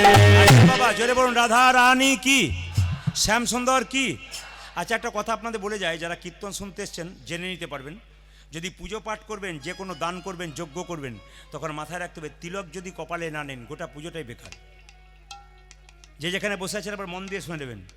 কিছু জিনিস না জেনে করছেন বলে আপনাদের অপরাধ হচ্ছে, কিছু জিনিস না জেনে করছেন বলে ভুল হচ্ছে। শাস্ত্র পরিষ্কার করে বলছে, আপনি যখন ঘরে গোবিন্দের পুজো করবেন, লক্ষ্মী পুজো করবেন, একটা তিলক কিন্তু আপনাকে নিতে হবে। আপনি কাউকে দান করছেন, একটা তিলক নিতে হবে। আপনি সকালবেলায় দরজা খুলছেন, বাড়ির দরজাটা যে প্রথম খুলবে, হরে কৃষ্ণ নাম করে খুলবে, কেন যমরাজ যেন প্রবেশ করতে না পারে। যেখানে কৃষ্ণ ভগবানের নাম আছে সেখানে কিন্তু যমরাজ আসতে পারে না। কিছু নিয়ম আছে, সংসারে দরজা খুলবেন তো দরজা খোলার সময় হরে কৃষ্ণ মহামন্ত্র বলে দরজা খুলবেন। কোনো ভিখারি আপনার বাড়িতে ভিক্ষা করতে এসছে, মা 4টি ভিক্ষা দাও তো, আপনি চাল দিলেন, টাকা দিলেন, কিন্তু মাথায় রাখতে হবে আপনাকে হরে কৃষ্ণ বলে দিতে হবে, কিংবা জয় রাধে বলে দিতে হবে, কিংবা জয় নিতাই বলে দিতে হবে। কেন? ওই ভিক্ষাটা নিয়ে গিয়ে কেউ যদি মদ খায়, কেউ যদি উল্টো পথে খরচ করে, আপনার কি দরকার? আপনি দিয়ে দিলেন ভগবানের নামে, ও কি করবে সেটা ওর ব্যাপার, পাপে ভোগ করবে ও, আপনি কিন্তু পুণ্য করলেন। কেন? ভগবানকে স্মরণ করে ভগবানের নাম করে দিলেন। এই জন্য বলি তিলক কিন্তু দরকার আছে। কিন্তু সবচেয়ে লজ্জার ব্যাপার কি জানেন? আমাদের পাড়াতে একটা মেয়ে 25 বছর বয়স, ও তিলক করে। তো পাশের বাড়ি মেয়েগুলো বরাবরই করে, বাবারে দিদি হারাধনের বইয়ে কি ঢং দিদি, ও তিলক করেছে, মালা পড়েছে। কিন্তু আমি আপনাদের বলবো, মালা কিন্তু এইদিকে এদিকে যারা কীর্তন শুনতে এসছেন, আমি আপনাদের বলবো, মালা কিন্তু আপনারা সবাই পড়বেন, কেউ বাদ দেবেন না মায়েরা, মালা কিন্তু সবাই পড়বেন। আমি সোনার মালা বলছি না, তুলসীর মালা বলছি না, রূপোর মালা বলছি, আমি একবারও বলি নাই। মালা কিন্তু সবাই পরবেন। কিসের মালা? তুলসীর মালা। অনেকে বলে তুলসীর মালা তো পড়তে বলছেন, মাছ মাংস খায় মালা পরে অপরাধ হবে না? কেন মালা না পরে মাংস খেলে অপরাধ হয় না বুঝি? মালা পরে খেলে অপরাধ হয়? এই যে মালা না পরে খেলে অপরাধ হয় না? মালা না পরে খেলে যে অপরাধ, বরং মালা পরে খেলে কি হবে? আপনার বিবেকটা জন্মাবে, আমার মালা আছে, আমাকে এবার ছাড়তে হবে। আপনার যে রোগটা আছে খাওয়ার, আস্তে আস্তে মালা নিলে ওই রোগটা কিন্তু আস্তে আস্তে দূর হবে। সবাই তাকাবেন যে যেখানে বসে আছেন মায়েরা। মালা যারা মাছ মাংস খান, এইদিকে যারা আমিষ খান, আপনাদের এখানে কেউ মাছ মাংস খায় না? না, সবাই খায়? আচ্ছা ঠিক আছে, বেশ বেশ। যারা খান তাদের জন্য বলি, এইদিকে কিছু মনে করবেন না বাবা, একটা কথা বলবো। একজন ছেলে আমাকে পরশু তারিখে একটা আসরে গান গাইছি হাওড়াতে, আমি কে কে মাংস খাই, ও হাত তুলে বলছে আমি খাই। বলে কদিন খাও? বলছে প্রতিদিন খাই। বললাম এক কাজ করো ভাই, তুমি কিছু মনে করো না, তোমার আঙুলটা একটু কেটে দিতে পারবে? বলে কেন? আমি খাবো ঝোল করে। না দেবো কেন? তোমার আঙুলটা তুমি কেটে দিতে পারবে না। একটা জীবকে যখন কাটছো তার কত কত কষ্ট হচ্ছে একবার অনুভব করতে পারছো না? এইদিকে মায়েরা, তোমার আঙুলটা কেটে গেলে তোমার কত যন্ত্রণা হয়। একটা জীবকে, পশুকে যখন কাটবে তখন সে ছটপট ছটপট ছটপট ছটপট ছটপট করবে। তোমাকে যদি মাঝ রাস্তায় কাটা হয় তোমার কি অবস্থা হয়? ও পশু, ও প্রতিবাদ করতে পারে না, ও পাখি, ও প্রতিবাদ করতে পারে না বলে ওকে কাটছো। ও কিন্তু কাটার সময় যখন শ্বাস বেরিয়ে যাচ্ছে, মায়েরা যখন জীবন বেরিয়ে যাচ্ছে, যে খাবে তাকে অভিশাপ দিয়ে যাচ্ছে, যে কাটছে তাকে অভিশাপ দিয়ে যাচ্ছে। আমরা তো অভিশাপ কুড়িয়ে নিচ্ছি। এইদিকে এদিকে কিছু মনে করবেন না। অনুকূল ঠাকুর বলেছেন, যে যত ভোগী সে তত রোগী, আর যে যত ত্যাগী সে তত নিরোগী। এই জগতে যে এইদিকে এইদিকে এইদিকে এই জগতে যে যত বেশি খায় সে তত তাড়াতাড়ি যায়। ভাগবত কি বললো তাকান, নিজের নিজের হাতটা মাপবেন। যদি এরকম খেতে পারেন তাহলে দাম আছে, আর নালে নিতাই গৌর হরি বলেছে। ভাগবত কি বলেছে তাকিয়ে দেখে নিন। আপনি যখন খাবেন না, আপনার এই হাতটা জঠর, মানে পেটটার যে সাইজ, সবসময় নিজে নিজে যে যত বড় হাত তত বড় কিন্তু জঠরের সাইজ। তো এই হাত অনুযায়ী যতটা খাবার জুটছে, খাবার ধরছে, ততটাই খাবেন। তার বেশি খেলেই কিন্তু আমরা বেশি খাই বলে তো তাড়াতাড়ি যাই। অনুকূল ঠাকুর বলেছে, যারা মাছ মাংস খায় তারা কলা গাছের মতো, হুড় হুড় করে বাড়ে, হুড় হুড় করে যায়। আর যারা নিরামিষ খায় তারা বট গাছের মতো ধীরে ধীরে বাড়ে আর বহুদিন পর্যন্ত বাঁচে। আপনাদের কাছে নিবেদন রইল, একজন সাধুকে একজন এখন একটু হাসি লাগছে, এখন দেখবো অনেকে হাসি লাগছে, বাবা তা বলে কি কাল ছেড়ে দেবো নাকি, কুটুম এসছে ছেড়ে দেবো, প্রত্যেক দিন খাবো, তুমি যতই বলো। না না, আপনি খাবেন, খান, কোনো ব্যাপার নাই। আমি বিচার করতে বললাম আপনি খাবেন কি না। আপনার আঙুলটা কেটে দেবেন কাউকে, তারপর খাবেন, দেখবেন। আপনাদের বারণ করছি না, কিন্তু আপনারা ধীরে ধীরে ছাড়বেন, চেষ্টা করবেন যতটা ছাড়তে পারেন, আপনাদের জীবন সুন্দর হবে বলে বলে গেলাম। এবার আপনারা করবেন কি না করবেন আপনাদের বিচার রইল। এইদিকে মায়েরা, তাহলে বলছে যত বড় বড় বৈষ্ণব আছে, সাধু আছে, 100 বছর বাঁচছে, নিরামিষ খাই, অথচ শক্ত হয়ে আছে। কেন হয়ে আছে? বিখ্যাত হয়ে আছে। কেন মায়েরা? কিছু ত্যাগ করতে পেরেছে। কিছু ত্যাগ করবেন না তা, যেমন বৃহস্পতিবার দিন খেতে নাই, জন্মাষ্টমীর দিনে খেতে নাই, দুর্গাষ্টমীর দিনে খেতে নাই, বিশেষ বিশেষ দিনগুলোতে, অমাবস্যার দিন, পূর্ণিমার দিন। এখন তো অনেকে জানে না কবে অমাবস্যা ওঠে, কবে পূর্ণিমা ওঠে, যেদিন পাচ্ছে চালিয়ে দিচ্ছে। সবচাইতে দুঃখের ব্যাপার, এগুলোকে মানবেন, জীবন সুন্দর হবে। সবাই লক্ষ্য করুন মায়েরা, তিলকের কথা যখন বললাম, এই 5টা আঙুলে তিলক করা যায়। সবাই তাকে নিন। এই আঙুলটার নাম কি? বৃদ্ধাঙ্গুষ্টি। এই আঙুলটার নাম কি? তর্জনী। এই আঙুলটার নাম কি? মধ্যমা। এই আঙুলটার নাম কি? অনামিকা। এই আঙুলটার নাম কি? কনিষ্ঠা। ধরুন মন্দিরে ব্রাহ্মণ পুজো করছে, ধরুন পুজো করছে, আপনি গিয়ে বললেন, বাবা একটা সিঁদুরে ফোঁটা দাও তো। যদি তিনি প্রকৃত ব্রাহ্মণ হন তাহলে সিঁদুরে ফোঁটা কিন্তু আপনাকে এই আঙ্গুলে দেবে। সবাই তাকান।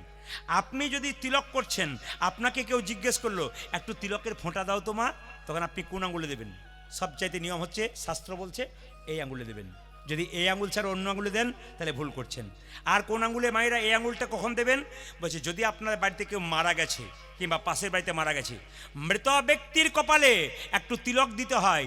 আর তিলক যদি দিতে হয় তবে মৃত ব্যক্তির কপালে সেই সময় তর্জনীতে দিতে হয়, এই আঙুলে। খুব মাথায় রাখবেন, এগুলো জেনে যাবেন, আপনাদের কাজে লাগেছে।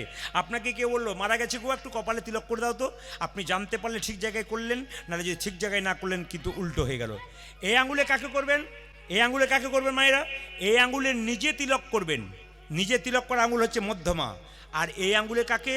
ভগবান বিষ্ণুর চরণে এই আঙ্গুলে তিলক করবেন। গুরুদেবের চরণে এই আঙ্গুলে তিলক করবেন। আর এই আঙ্গুলে তিলক কাকে করবেন? ভাইয়ের কপালে দিলাম ফোঁটা, জমের দুয়ারে পড়ল কাটা, যমুনা দে জমকে ফোঁটা, আর আমি দিই আমার ভাইকে ফোঁটা। তাই আপনাদের কাছে নিবেদন রইল, প্রত্যেকটা আঙ্গুলের কিন্তু প্রত্যেক দেখবেন, এই আঙ্গুলটা ভগবান বিষ্ণুকে বাতাসা দেবেন, এই আঙ্গুল টাচ থাকবে। তুলসী পত্র দেবেন, এই আঙ্গুল টাচ থাকবে। ফুল দেবেন, এই আঙ্গুল টাচ থাকবে। এগুলো কিছু জেনে যেতে হয়, দেখবেন জীবনে লাভ আছে। তো তিলক কিন্তু প্রত্যেক, হ্যাঁ অনেকে বলবেন তিলক যে করব লোকে ঠাট্টা করবে, কিছু দরকার নেই। আপনাদের সহজ পদ্ধতি বলে দিই। শাস্ত্র বলছে এই যে আমাদের মতো তিলক করতে হবে তার কোনো মানে নেই মায়েরা, আমাদের মতো তিলক করবেন তার কোনো মানে নেই। যখন পুজো করছেন না, হাতে একটু জল নিয়ে নিলেন, জল নিয়ে কী করলেন? এই আঙ্গুলে করে যেমন আমরা তিলক করছি, যেমন তিলক করছি সেরকম একটা তিলক করে নিন, জল তিলক। এর নাকে ফোঁটা নিয়ে নিলেন, এখানে জল তিলক করে নিলেন। কেউ বুঝতেই পারলো না তিলক নিলেন, কিন্তু তিলক আপনার নেওয়া হয়ে গেল। আর মালার কথা যখন বললাম, প্রত্যেকটি হিন্দু জাতির প্রত্যেকের কাছে নিবেদন রইল, আপনার মালা করবেন। যারা মাছ মাংস খান তারা মালাটা গলা থেকে ঝুলিয়ে পড়বেন এদিকে। যারা মাছ মাংস খান তারা মালাটা গলা থেকে এতটা ঝুলিয়ে পড়বেন। আর যারা নিরামিষ খান তারা যে গলাতে যেন কণ্ঠে লেগে থাকে। মালা ক প্যাঁচ পরবেন মায়েরা? মালা সবচাইতে ভালো 3 প্যাঁচ পরা। এইদিকে মালা সবচাইতে 3 প্যাঁচ পরা, যেমন আমাদের 2 প্যাঁচ আছে। 2 প্যাঁচটা সাধারণত সবাই পরতে পারে। 1 প্যাঁচ মালা কিন্তু কেউ কোনোদিন, আরে বাবা রে, 1 প্যাঁচ মালা কিন্তু কেউ কোনোদিন পরবেন না। ক প্যাঁচ বললাম? 2 প্যাঁচ। সবচাইতে ভালো কি? 3 প্যাঁচ। সবাই লক্ষ্য করুন, মুকুন্দ সরকার গাইছে গানটা, আর কে দেখছে মায়েরা? নবাব দেখছে। ও তার বিনোদ গলায় বিনোদ মালা, বিনোদ বিনোদ দোলে, বিনোদ গলায় বিনোদ মালা, বিনোদ বিনোদ দোলে, বিনোদ গলায় বিনোদ মালা, বিনোদ বিনোদ দোলে। তার বিনোদ গলায় বিনোদ মালা, বিনোদ বিনোদ দোলে। ও মায়েরা, কোন বিনোদিনী বিনোদ গাথুনি, কোন বিনোদিনী বিনোদ গাথুনি, কোন বিনোদিনী বিনোদ গাথুনি, কোন বিনোদিনী বিনোদ গাথুনি, গেছে বিনোদ ফুলে গো, গেথেছে বিনোদ ফুলে, আমার কানু সে বিনোদ রায় গো, কানু সে বিনোদ রায়। ও যাবে কানো সে বিনোদ রায়, কানো সে বিনোদ রায়। বিনোদ কোটিতে বিনোদ ধতি, বিনোদ বিনোদ সাজে গো, বিনোদ কোটিতে বিনোদ ধতি, বিনোদ বিনোদ সাজে গো, বিনোদ কোটিতে বিনোদ ধতি, বিনোদ বিনোদ সাজে গো, বিনোদ কোটিতে বিনোদ ধতে, বিনোদ বিনোদ সাজে গো। বিনোদ চরণে বিনোদ নুপুর, বিনোদ চরণে বিনোদ নুপুর, বিনোদ চরণে বিনোদ নুপুর, উদয় বিনোদ চরণে বিনোদ নপুর। বিনোদ বিনোদ বাজে গো, বিনোদ বিনোদ ভজে, আমার কানু সে বিনোদ রায় গো, কানু সে বিনোদ রায়। আজ কানো সে বিনোদ রায়, কানো সে বিনোদ রায়। দেখি আপনারা কেমন কীর্তন শুনছেন, যদি উত্তর দিতে পারেন আমি খুশি। এই যে কীর্তন শুনছেন, কেমন উত্তর দিলে বুঝতে পারবো। কি বলুন তো? আচ্ছা, মুকুন্দ সরকার যখন কীর্তন গান গাইছে, একটা মেয়ে তাকে পাখা করছিল, বলুন কিসের পাখা করছিল? না না, ময়ূরের নয়, তালপাতার না প্লাস্টিকের? হ্যাঁ, বাবারা ঠিক বলবেন, মন দিয়ে শুনছেন। আপনাদের মায়েদের জিজ্ঞেস করছি, তালপাতার পাখা না প্লাস্টিকের পাখা? জোরে বলুন। ও, চুপচাপ এমনি শুনছেন কিন্তু পাকা আছেন। আচ্ছা, এইদিকে ওই পাখার মধ্যে কাকের পল্লী পালক ছিল না কোকিলের পালক ছিল? ময়ূরে। আচ্ছা, কিছু মনে করবেন না মায়েরা, ভগবান শ্রীকৃষ্ণের মাথায় কোন পাখির, বাবা এ তো সবাইকে ডেকে ডেকে নিমন্ত্রণ করে নিয়ে যাচ্ছে বাবা, একে একবার ডাকছে ওকে একবার ডাকছে, মানে সবাইকে তোলার দায়িত্ব নিয়েছে আর কি। আমি ওনাকে বলবো, যখন আপনি মারা যাবেন তখন এদেরকে বলবেন তুইও আমার সঙ্গে চল, দেখবেন কজন যায়। খালি একে ডাকছে ওকে ডাকছে, এইখানে একবার ওখানে একবার। রাধে রাধে। যেরকম রাধা রানী কি, শ্যামসুন্দর কি। একটা কথা জেনে রাখবেন, যদি কেউ হরিনাম শোনে আর যদি তাকে বারবার বাধা দেওয়া হয়, যিনি বাধা দিচ্ছেন তার মহাপাপের অধিকারী হতে হয়। বৈষ্ণব অপরাধ হতে, বিরাট বৈষ্ণব অপরাধ। কেন? কেউ যদি মন দিয়ে শুনে, কোনো মতে তাকে কোনো বাধা দিয়ে নেই। কেন? যার মন এখানে যুক্ত হয়ে গেছে তাকে একবারে তুলবেন না। যেমন অনেক দাদারা আছেন, কেমন চুপচাপ বসে শুনছেন। কেন? দু একজন হয়তো পারছেন না, সবাই বসে শুনছেন, মনকে বাধা দেবেন না। যেরকম রাধা রানী কি, শ্যামসুন্দর কি, মদন মোহন কি। আচ্ছা, ভগবান শ্রীকৃষ্ণ এত পাখির পালক থাকতে ময়ূরের পালকটা নিল কেন মা? কারো জানা আছে? বলবো না, বাদ দিয়ে দেবো। আচ্ছা, বলে দিই। আচ্ছা মায়েরা, রামচন্দ্র 14 বছরের জন্য বনবাসে গিয়েছিল। রাবণ যখন সীতাকে হরণ করেছিল, একটা পাখি বাধা দিয়েছিল। পাখিটার নাম কি? জোরে বলুন। ঈগল পাখি, গরুর পাখি, জোরে বলুন। হ্যাঁ, বাবারা তো জানেনি, আপনাদের বলছি কোন পাখি? জটায়ু পাখি। আচ্ছা, যখন বাধা দিতে গেল মা রাবণ, তখন ডানা কি করলো জোরে বলুন? কেটে দিল। এইদিকে রাবণ যখন ডানাটা কেটে দিল, এই দেখেন, যখনই কেটে দিল সঙ্গে সঙ্গে ছটপট ছটপট ছটপট ছটপট করছে। রামচন্দ্র এসে বলছে, এই যে জটায়ু, আমি আমার মাকে বাঁচাতে পারলাম না প্রভু, আমি অনেক চেষ্টা করলাম। জটায়ু, তোমাকে দেখে মনে হচ্ছে তুমি আর বাঁচবে না, তুমি মারা যাবে। জটায়ু বলল, প্রভু আমি যখন মারা যাব আমাকে আশীর্বাদ করো যেন জন্মে জন্মে তোমার সঙ্গ লাভ করতে পারি। ভগবান বললেন, এ জন্মে তো হলো না জটায়ু, আগামী দাপর আমি যখন কৃষ্ণ হব তুমি হবে ময়ূর পাখি, তোমার পালকটা আমি মাথায় গ্রহণ করব। আচ্ছা মায়েরা তাকান, এ যদি সত্যি কৃষ্ণের ছবি দেখেছেন তাহলে একবার বলুন তো মন দিয়ে, বলে কি এটা মা মেয়ে বটে নাকি আপনারা? মা মেয়ে? আমার খালি খারাপ লাগছে কি বলতো, সবাই কীর্তন শুনছে আর মা একবার মেয়ের গালে চুমু দিয়ে কি যে বলছে কি জানে। শুনতে দিন শুনতে দিন শুনতে, যে রাধা রানী কি, শ্যাম সুন্দর কি। আচ্ছা মায়েরা, ময়ূরের পালকটা যে রয়েছে কিছু মনে করবেন না, ময়ূরের পালকটা ভগবান নিলেন। আচ্ছা বলুন তো, ময়ূরের পালকটা বাম দিকে হেলে থাকে, সোজা থাকে না ডান দিকে থাকে? জোরে বলুন, কোন দিকে থাকে? ডান দিকে? বাম দিকে? আচ্ছা প্রশ্ন হয় না যে বাঁ দিকে হেলে থাকে কেন, সোজা রইল না কেন, ডান দিকে রইল না কেন? তত্ত্বটি ভালো করে শুনবেন। একটা বাড়িতে অনেকগুলো মেয়ে থাকলে ঝগড়া হয় কি নিয়ে? কাজ কাজ করে। এই তুই টিভি দেখবি আর আমি কাজ করে করে মরবো, ঝগড়া হয় না? ভগবানের শরীরে যারা আছে তাদের মধ্যে ঝগড়া হচ্ছে। ময়ূরের পালক বলছে, আমি হলাম বড় লোক, নূপুর তুই হলি ছোট লোক, তুই গোবিন্দের পায়ে থাকিস আর আমি গোবিন্দের মাথায় থাকি। তুই হলি ছোট লোক, আমি হলাম বড় লোক। সবাই তাকান, আমি হলাম বড় লোক। আচ্ছা বলুন তো, দুজনের মধ্যে ঝগড়া হলে বাঁশ থেকে একজন বিচার করে, তার নাম কি? বাঁশি। বাঁশি কেঁদে কেঁদে বলল, শোনে রে ময়ূরের পালক, এই জগতে যত সাধুগুরু বৈষ্ণব আছে তারা তো কোনোদিন গোবিন্দের মাথায় থাকতে চায় না, তারা গোবিন্দের পায়ে থাকতে চায়। ওরে নূপুরে, তুই যদি গোবিন্দের চরণে পেয়েছিস, তুই সর্বশ্রেষ্ঠ জায়গা পেয়েছিস।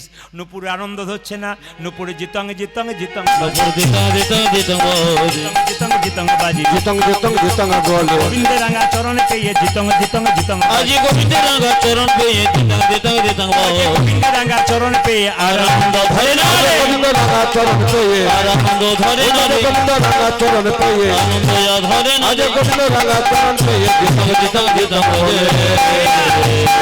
সবাই তাকান। ময়ূর পুচ্ছ তখন কেঁদে কেঁদে বলল, নূপুর আমার অহংকার ভেঙে গেল।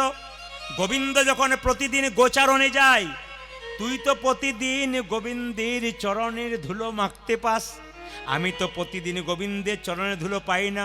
তবে নূপুর রে, আমার গোবিন্দ যখন গোচারণে যাবে আমি বাম দিকে হেলে থাকবো। কে বলছে? কে বলছে? ময়ূর পুচ্ছ। তুই কি করবি জানিস? তুই দিবি দিবি ধুলা উড়াইয়ে দিন তাই গো।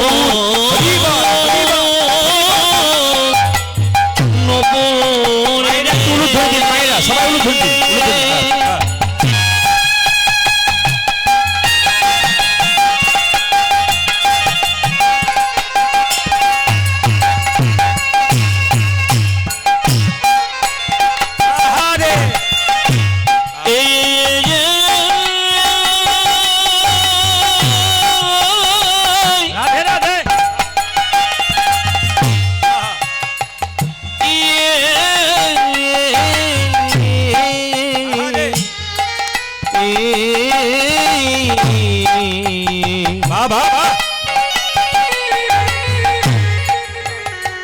তুই দেবে দেবে ধরা ওরাই দেবে, আমি মাথা পেতে ধারণ করব, দিবি দিবি ধুলা উড়াইয়ে দিবি। আমি মাথা পেতে ধারণ করব, দিবি দিবি ধুলা উড়াইয়ে দিবি। মাথা পেতে ধারণ করব, মাথা পেতে ধারণ করব, দিবি ধুলা জোড়াইয়ে দিবি, একটা কারণ হলো গোবিন্দের চরণে ধুলো মাখার জন্যে। একটা কারণ কি বলুন তো, মৌপুচ্ছ জানে সোজা থাকলে গোবিন্দ বদন দেখবো, ডান দিকে থাকলে গোবিন্দ বদন দেখবো, কিন্তু বাম দিকে থাকলে গোবিন্দ বদন তো দেখবো, তার সঙ্গে একজন থাকে, আমি রাধা বদন দেখতে পাবো। রাধা বদন দেখিতে পাবো রাধা বদন দেখতে পাবো ওই আমি রাধা বদন দেখতে পাবো তাই তো বামে হেলে রইব রাধা বদন দেখতে পাবো।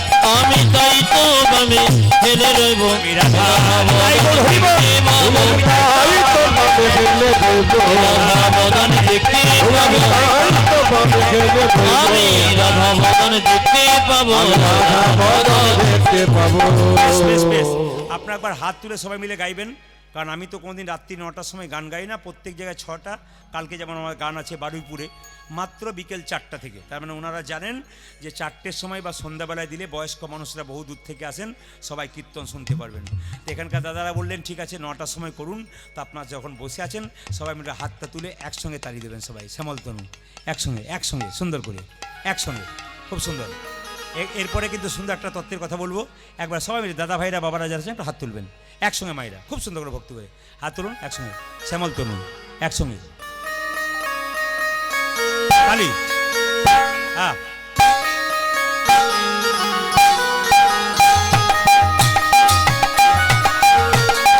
উলধ্বনি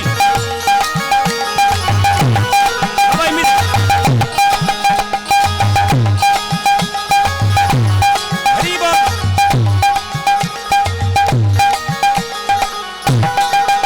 হরি বল।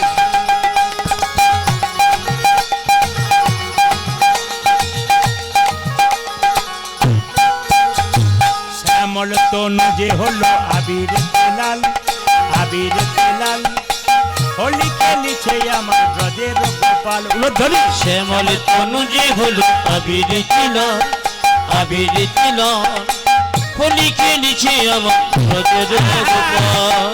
ভালো ভালো ভালো। এত দাঁড়ান দাঁড়ান, এত রাত্রিতে এত সুন্দর তালি, এত সুন্দর উলু, ধন্যবাদ জানালাম আপনাদেরকে। হাত তুলে শ্যামল তনু যে হলো আবিরেতে লাল, আবিরেতে লাল, হোলি খেলিছে আমার ব্রজের গোপাল। শ্যামল তনু যে হলো আবিরে লাল, আবিরে লাল, হোলি খেলিছে আমার ব্রজের গোপাল। যে সাথে লইয়ে শ্রীরাম সুদাম যত না রাখা, ওহো সাথী লই, সাথী লই, সাথী লই, শ্রীরাম সদাম যত না রাখো। তবে আপনারা কিছু মনে করবেন না, আমার যতগুলো আসর আপনারা ইউটিউবের মাধ্যমে দেখবেন ক্যামেরাতে, প্রতিটি আসরে মোটামুটি 30 থেকে 35-40 হাজার মানুষ হয় প্রতিটি আসরে। আজকে আমি খুব আনন্দিত কেন বলুন তো, এত কম সংখ্যক ভক্ত নিয়ে আমি এতদিন কীর্তন গান গাইছি, এত কম সংখ্যক ভক্ত নিয়ে আমি কোনোদিন গাইনি। কালকে ক্যামেরাম্যানরা বোধহয় কোথায় ছিল সোনাখালীতে, হ্যাঁ এরা দেখেছে একবার আসর পরিপূর্ণ থই থই করছে, কত ভক্ত জায়গা পায়নি, অত বড় আসর, প্রচুর লোক ঢুকতে পারেনি, পালিয়ে গেছে। কিন্তু আপনার রাত্রি 9টার সময় করছেন, শুনছেন। এই দিকে দেখান, একটা জিনিস দেখলাম কি জানেন, 2-4 জনকে দেখতে পাচ্ছি এখানে, শ্রোতা কিন্তু দেখলাম এইদিকে এইদিকে এইদিকে, বলে 40,000 শ্রোতা দেখেন, 10,000 দেখেন, 20,000 দেখেন, এখানে কি শ্রোতা দেখলেন? এখানে শ্রোতা 3 রকম দেখলাম। একটি শ্রোতা কারা?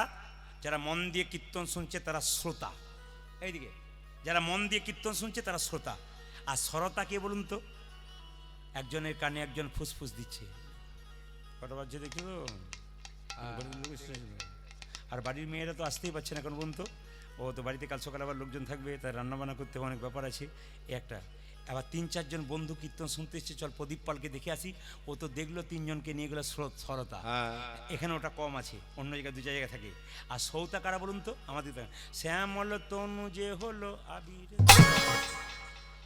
এরকম পার্টি যে আপনাদের নাই সেটা বললে হবে না, কারণ বাবারা বুঝতে পারছেন না, আপনারা তো বসে আছেন ডান দিকে, আপনারাও বুঝতে পারছেন না, কিন্তু আমি তো সব দিকে তাকাচ্ছি, 2-4 জনকে দেখতে পাচ্ছি শ্যামল তনু যে হলো, আমি তখন বুঝতে পারছি পার্টি রয়েছে।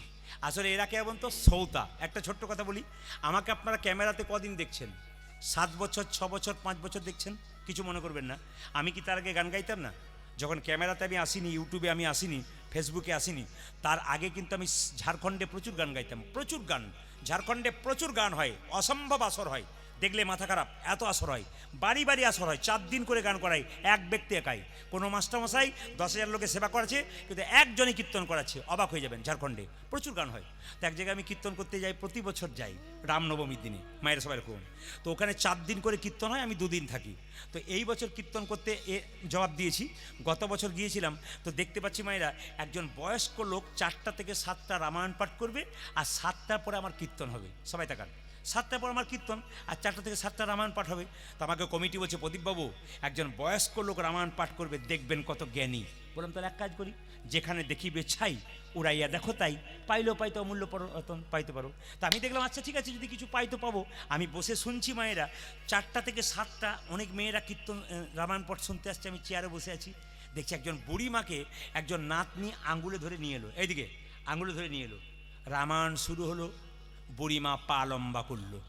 রামায়ণ শেষ হলো, বুড়িমা গা লম্বা করলো। আমার কীর্তন শুরু হলো, বুড়িমা নাক ডাকতে শুরু করলো। পাটি দলে আছে, নাক ডাকতে শুরু। কীর্তন যখন শেষ হয়ে গেছে মায়েরা, সবাই যখন উঠছে, তখন নাতনি বলছে ঠাকুমাকে, ঠাকুমা ওঠো। বলে আরম্ভ হইল, বলে আজ আর হবে না, কাল হবে, চলো। সবাই চলে গেল। মায়েরা কিছু মনে করবেন না, কুঞ্জবর্ণনের পরে সকালবেলা আমাকে এসে বলছে, বাবা প্রদীপ তোর কীর্তনের বলি হারি যাই। আমার কেন, তুমি তো ঘুমোচ্ছিলে, কেমন বুঝেছো? বলছে তোর কীর্তনে খুব মজা আছে। বললাম বুঝলাম না কি মজা। বলছে বাড়িতে আমার ছেলেরা আমাকে খুব ভালোবাসে, এত গরম 3টে করে ঘুমের ট্যাবলেট দেয়, 2টো করে ফ্যান দেয়, ঘুমই আসে না। আর তোর কীর্তনে কি ঘুমই ছাড়ে না। আমার যাক, তাহলে কিছুটা লাভ আছে না, কি বলছেন? ঘুমোলেও লাভ আছে। এখন লক্ষ্য করো মায়েরা, যে রামায়ণ পাঠ করছে সে তখন গিয়ে বলছে, এই যে এই যে এই যে বুড়িমা রামায়ণ পাঠ শুনলে? বলছে বাবা 3 দিন ধরে রামায়ণ পাঠ শুনলাম, সব বুঝতে পারলাম, একটা জিনিস আমার মাথায় ঢোকে নাই। বলে কি? রাম রাক্ষস না রাবণ রাক্ষস? রামায়ণ পাঠক রেগে বলছে, রামও রাক্ষস নয়, রাবণও রাক্ষস নয়, রাক্ষস আমি যে বোঝাতেই পারলাম না। দেখবেন কীর্তন বুঝতে না পারলে বলে প্রদীপ পাল রাক্ষস এসেছিল। হাত তুলুন, হাত তুলুন, হাত তুলুন, হাত তুলুন, হাত তুলুন, হাত তুলুন, হাত তুলুন, হাত তুলুন। শ্যাম মল্ল তনু যে হলো আবিরেতে লাল, আবিরেতে লাল, হোলি খেলেছে আমার বাজে গোপাল। শ্যামার তনু যে হলো আবিরেতে লাল, আবিরেতে লাল, হোলি খেলেছে আমার ব্রজের গোপাল। সাথে লইয়া সিদাম সুদাম যত না রাখার, সাথে লইয়া সুদাম সুদাম যত না রাখার, সাথে লইয়া সাথে লইয়া সাথে লইয়া সাথে লইয়া সিদাম সুদাম যত না রাখার। ওগো সাথে লইয়া, আহা সাথে লইয়া, আহা সাথে লইয়া শ্রীরাম সুদাম যত না রাখাল। সাথে লইয়া সিদাম সুদাম যত না রাখার, সাথে লইয়া সুদাম সুদাম যত না রাখার। হোলি খেলিছে আমার ব্রজের গোপাল। শ্যামার তনু যে হলো আবিরেতে লাল, আবিরেতে লাল, হোলি খেলেছে আমার ব্রজের গোপাল। শ্যামর তনু যে হলো আবিরেতে লাল, আবিরেতে লাল, হোলি খেলিছে আমার ব্রজের গোপাল। রাধারে রং দেবে বলে ধরিল পিচকারি, ধরিল পিচকারি, লাল রঙে রাঙাইল নীল রঙ। ওই যে রাধারে রং দেবে বলে ধরিল পিচকারি, ধরিল পিচকারি, লাল রঙে না গজেল নির্মল। ওই যে রাধারে রং দেবে বলে ধরিল পিচকারি, ধরিল পিচকারি, লাল রঙে রাঙাইল নীল রঙের শাড়ি। রাধারে রং দেবে বলে ধরিল পিচকারি, ধরিল পিচকারি, লাল রঙে রাঙাইল রঙ রঙ। রাধা বলে রং দিও না দোহাই নন্দলাল, রাধা বলে রং দিও না দোহাই নন্দলাল, রাধা বলে রং দিও না দোহাই নন্দলাল।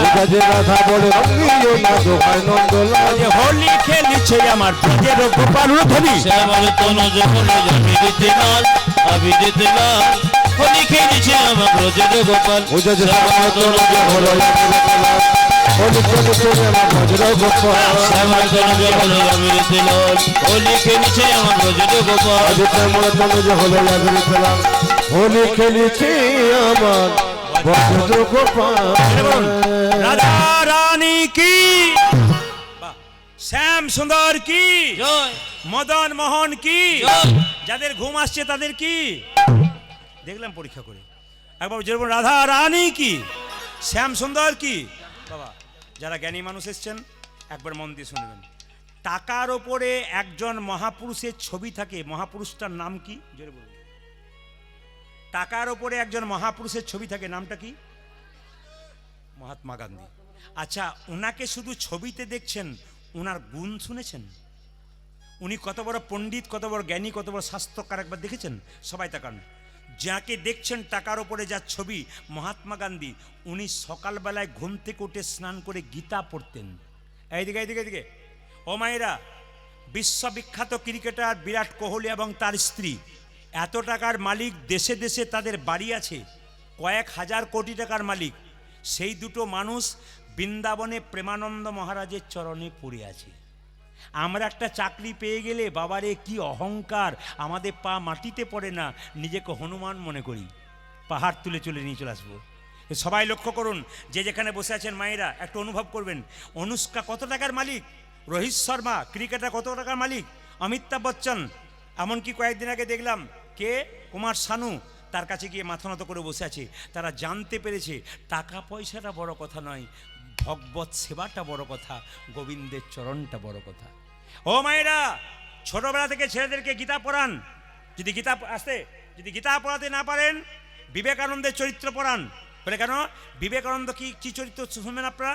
বিবেকানন্দ বলছেন, a lamp does not burn without oil, so a man can not live without God. তিনি বলছেন, একটা ল্যাম্প যেমন তেল ছাড়া জ্বলতে পারে না, একজন মানুষ সেরকম ভগবান ছাড়া বাঁচতে পারে না। এইদিকে তাকাবেন, এইদিকে। মহাত্মা গান্ধী সকালবেলায় ঘুম থেকে উঠে স্নান করে গীতা পড়তেন এবং গীতাকে মা বলতেন, নিজের মাকে মা বলতেন। তিনি যখন এলাহাবাদ কোর্টে ব্যারিস্টার ছিলেন, তিনি শুধুমাত্র গীতাটাকে হাতে নিয়ে বলতেন, প্রভু আমাকে সম্পদ দিও না, আমাকে বিপদ দাও। সম্পদ দিলে আমি তোমায় ভুলে যাব, আর বিপদ দিলে তোমায় ভুলতে পারবো না। যেটা আমাদের কুন্তি বলেছিল কৃষ্ণের পিসি, ওই একই কথা বলছে কি মহাত্মা গান্ধী। ইতিহাসের দিক দেখান, এত মহাপুরুষ গুলি খেয়ে মরে গেল, কেউ ভগবানের নাম করতে করতে মরে নাই, একজন মরেছিল। কে বলুন তো? মহাত্মা গান্ধী। যখন নাথুরাম গডসে গুলি দিয়েছিল তার বুকে, পরপর দুটো, কি বলে মরেছিল? রাম রাম। একমাত্র ভগবানের নাম গাইতে গাইতে ওই পুরুষ একবার তো বলে কাজ করেছিল। সবাই তাকাবেন মায়েরা যে এখানে বসে আছেন। যদি সুন্দরভাবে শুনতে চান তাহলে বলে রাখি, যারা ইতিহাস পড়েছেন তারা জানেন সম্রাট আলেকজান্ডারের কথা। এইদিকে তাকান, ইতিহাস পড়েছেন সম্রাট আলেকজান্ডার। তিনি মৃত্যুর আগে কি শিক্ষা দিলেন দেখুন। তিনি বললেন তার একটা মশার কামড়ে মৃত্যু হয়েছিল ব্যাবিলন শহরে।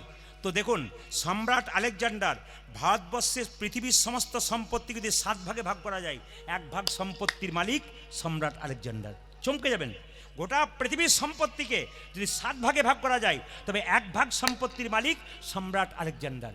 ওই সম্রাট আলেকজান্ডার মৃত্যুর আগে বেবিলন শহরে একটা নার্সিংহোমে কি করেছিল জানেন? তার মন্ত্রীকে বলেছিল, মন্ত্রী আমি যখন মরে যাব 3টে জিনিস করবে। বলে কি?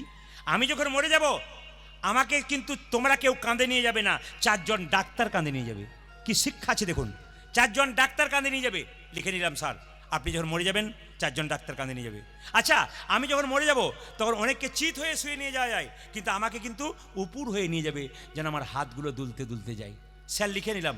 আর কি বলছে? আমি যখন মরে যাব আমাকে যখন নিয়ে যাবে তোমরা কাঁধে করে, তখন আমার পেছন পেছন পয়সা ছড়াতে ছড়াতে যাবে। সঙ্গে সঙ্গে মন্ত্রী বলল, স্যার 3টে জিনিস লিখে নিলাম, কিন্তু আমার একটা জানার জিজ্ঞাসা কথা আছে। বলে কি?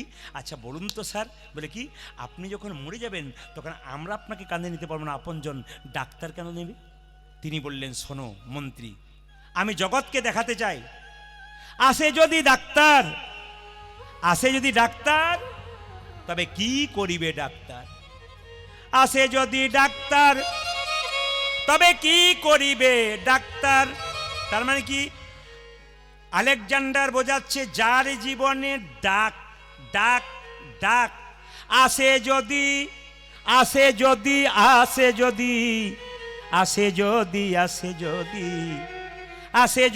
ডাক্তার কি করিবে ডাক্তার? এইদিকে মহানায়ক উত্তম কুমার যখন মারা গিয়েছিলেন তখন তার হোম চিকিৎসককে সাংবাদিকরা জিজ্ঞেস করেছিলেন, আচ্ছা উত্তম কুমার যে মারা গেলেন তা আপনি বাঁচাতে পারলেন না? বলছে, এর আগে 24 বার বাঁচালাম, 25 বার এবারে পারলাম না, তার ডাক এলে আমার বাবার ক্ষমতা নাই তাকে বাঁচাতে পারি। স্যার দ্বিতীয় কথা, আপনি যখন মরে যাবেন আপনাকে উপর হয়ে হাতগুলো দৌড়াতে দৌড়াতে নিয়ে যাব কেন? সঙ্গে সঙ্গে সম্রাট আলেকজান্ডার বলল, আমি পৃথিবীর 7 ভাগ সম্পত্তির 1 ভাগ সম্পত্তির মালিক। আমি জগতের সবাইকে দেখাতে চাই, খালি হাতে এলাম আর খালি হাতে গেলাম, কিছুই নিয়ে আসি নাই, আর কিছুই নিয়ে যাব না। এই জগতের জীবকে শেখালেন, কিছুই নিয়ে আসি নাই, কিছুই নিয়ে যাব না। আচ্ছা, আপনাদের কেউ মারা গেলে মৃতদেহর পেছনে পয়সা ছড়াই? আমাদের কিন্তু ছড়াই। আমাদের যদি কেউ মারা গেলে, তবে কোন পয়সাগুলো ছড়াই? যেগুলো বাজারে চলে না, অচল পয়সা, ওইগুলো ছড়াই। মানুষ আরও চালাক, এক বলবেন এক করে বসে থাকবে। তো সবাই তাকান, আপনাদের দক্ষিণ চব্বিশ পরগনাতে আমি প্রচুর গান গাই, কিন্তু কিছু মনে করবেন না। প্রত্যেকটি জেলায় জেলায়, রাজ্যে রাজ্যে গান থাকার জন্যে আমি যেমন এই যে গানগুলো করছি, এর ফাঁকে আমি আসাম থেকে গান করে চলে এলাম। কলকাতায় প্লেন ধরে আসামের লাতু শহর বলে একটা শহর আছে, সেখানে আমি গান করে চলে এলাম। এই ফাঁকে ফাঁকে আবার কোথাও বোম্বে গেলাম, কি হায়দ্রাবাদ গেলাম, মানে একবার ফাঁকে ফাঁকে ফাঁকে চলে যাচ্ছে কি। আবার এই জায়গাতে ঢুকছি, আবার পুরুলিয়া, আবার বাঁকুড়া, আবার উত্তর দিনাজপুর, আবার দক্ষিণ দিনাজপুর, আবার মালদা, প্রতি জায়গায় ছড়ে ছড়ে যাচ্ছি। তো সবাই লক্ষ্য করুন, আপনাদেরকে এখানে কীর্তন খোলা বলে একটা শ্মশান ঘাট আছে, যেরকম হ্যাঁ নাই, ওখানে একটা মুড়ির দোকান আছে, কিন্তু এরা কিন্তু ওখানে মুড়ি খেতে খুব ভালোবাসে, চাও খায়। তো ওখানে দেখতে পেলাম, মায়েরা কিছু মনে করবেন না, একজন মৃতদেহ একজনকে নিয়ে আসা হলো, প্রচুর টাকার মালিক, প্রতি কোটি টাকার মালিক, তাকে নিয়ে আসা হলো, ফুলের মালা দিয়ে সুন্দর করে সাজিয়ে তাকে নিয়ে আসা হলো। তাকে চিতাতে যখন শুইয়ে দেওয়া হলো, কিছুক্ষণ পরে মায়েরা লক্ষ্য করুন, একজন ভিখারি রাস্তায় মরে গেছে, পচে গেছে গাটা, তাকে সে একটা ভালো করে মানে বেঁধে তালাই দিয়ে, খড়ের দড়ি দিয়ে ভালো করে বেঁধে তাকে নিয়ে এসেছে, প্রচণ্ড দুর্গন্ধ। সেই লোকটাকে পাশে শুয়ে দিয়েছে, আর কোটি টাকার লোকটা পাশে শুয়ে আছে। ভিখারিটা যেন বলতে চাইছে, বাবু কতবার তোমার বাড়ি গেছি, বাবু একবার দেখা দাও, কিছু দাও। তুমি দূর দূর করে তাড়িয়ে দিয়েছো, তুমি বাবু, আমি ভিখারি। কিন্তু বাবু, আজকে তুমি যেখানে শুয়ে আছো, আমি তার পাশে শুয়ে আছি। ওগো বাবু গো, জগতের মানুষকে শিখিয়ে দাও। বলে কি, আসার সময় তুমি যেমন এসছিলে আমি তেমন এসছিলাম, যাবার সময় তুমি যেমন যাচ্ছ আমি তেমন যাচ্ছি, মাঝখানে শুধু তুমি বড়লোক আর আমি ভিখারি। ও মায়েরা, এ সংসারে কেউ কারো নয় গো। যতক্ষণ তোমার দেহে প্রাণ, ততক্ষণ ভালোবাসাবাসি। প্রাণ যখন শেষ হয়ে যাবে, আর কেউ ভালোবাসবে না। যে ব্যক্তি রাস্তায় অ্যাক্সিডেন্ট হয়ে মরে গেছে, তাকে বাড়ির ভেতরে এনে আর ঢোকানো হবে না, তাকে বাড়ির দরজা থেকে কিন্তু বলহরি করে দেবে। দেখবেন যে লোকটা মরে গেছে, তাকে তাকিয়ে দেখবেন মায়েরা, যে লোকটা মরে গেছে তাকে দেখবেন মৃত্যুর সময় তার বিছানাটা সঙ্গে দিয়ে দেবে, তার গায়ের চাদরটা সঙ্গে দিয়ে দেবে, তার গায়ের জামাটা সঙ্গে দেবে। কিন্তু সারা জীবন যে এত টাকা রোজগার করলো, 1 টাকাও সঙ্গে দেবে না। সারা জীবন কষ্ট করে একটা সোনার মালা করেছে, ওটা বাক্সের ভেতরে ঢুকিয়ে রেখেছে, যাবার সময় দিচ্ছে না। তোমার এত কষ্টের ধন দিচ্ছে না, তোমার অঙ্গেরগুলো দিচ্ছে কেন? তোমারগুলো পড়লে রোগ হতে পারে, তোমাকে দেখে ভয় হচ্ছে, তাই তোমাকে সঙ্গে করে এগুলো দিয়ে দিচ্ছে। তাহলে কি সংসার করবেন না? সংসারের কর্তব্য কর্ম করবেন, কিন্তু আসল কর্তব্য আপনারা ভুলবেন না। ও মায়েরা, কেউ যদি মারা যায়, আপনার স্বামী 10 দিনের জন্য বাইরে গেছে, আপনি চিন্তা করছেন এখনো ফিরল না কেন। স্বামী যখন ফিরল, আদর করলেন, যত্ন করলেন, ছপ্পর খাটে শোয়ালেন, ভালো খাবার খাওয়ালেন, কিন্তু স্বামীর দেহ থেকে যেদিন প্রাণবায়ুটা বেরিয়ে গেল, আর আদর করবেন? পাড়ার লোককে ডেকে বলবেন, মরাটা বাস মরা হয়ে যাবে, এবার তাকে নামিয়ে নামিয়ে এনে বাঁশের মাচা তৈরি করে ছেঁড়া তালাই দিয়ে খড়ের দড়িয়ে বেঁধে দেবেন। শুধু তাই নয় মায়েরা, শেষের দিনে শুধু তাই নয় মায়েরা, সবাই তাকান, একটা প্যারেক গেড়ে দেবেন। কেন? ভূত দোষ পেয়ে যাবে বলে। ভাঙা বালতিতে গোবর জল ঘুরে দেবেন। কেন? যদি দোষ পেয়ে যায়। এই তো সংসার। পশ্চিমবাংলায় একজন বিখ্যাত বাউল শিল্পী বলল, যতই আমার কর, ওরে শেষের দিনে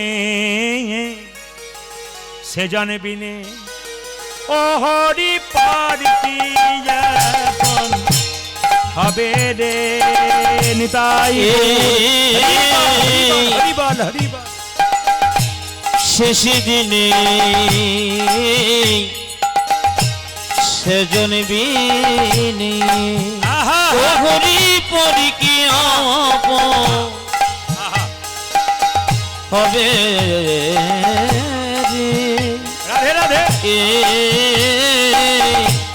শেষ দিনে সেজন বিনে কেউ বা কাটে ঝাড়ে রোবা,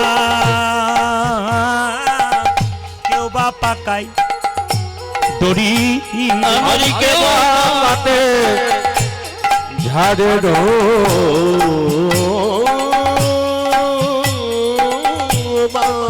হরি বল হরি বল। কেউ বা পাকায় দড়ি। মায়েরা, এই গানটার মধ্যে কত বাস্তব ছবি আছে দেখুন। কেউ বা কাটে ঝাড়ে রোবা, কেউ বা পাকায় দড়ি রে। আমার কেউ কাটে ঝড়ের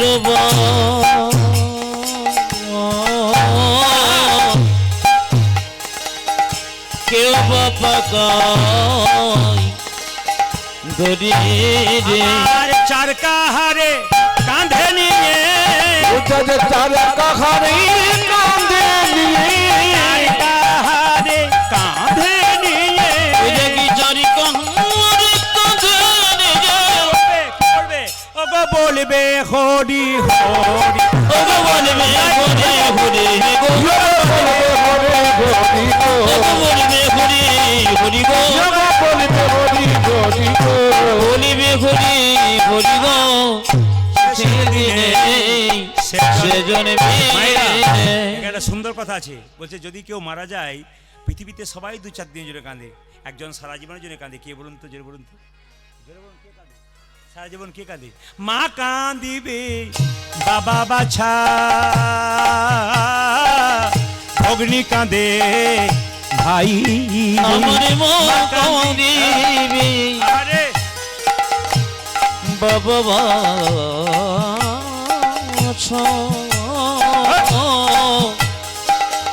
ভগ্নি কাঁদে বাবা, ভাই।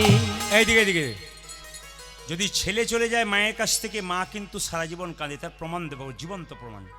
আমি ধানবাদে 1 বছর আগে একটা বাড়িতে আমার বাসা ছিল, গান হচ্ছে, সবাই শুনবেন মায়েরা। তো দেখতে পেলাম যার বাড়িতে বাসা তিনি রান্না করে আমাদের খাওয়াচ্ছেন, মায়েরা তাকান, রান্না করে খাওয়াচ্ছেন।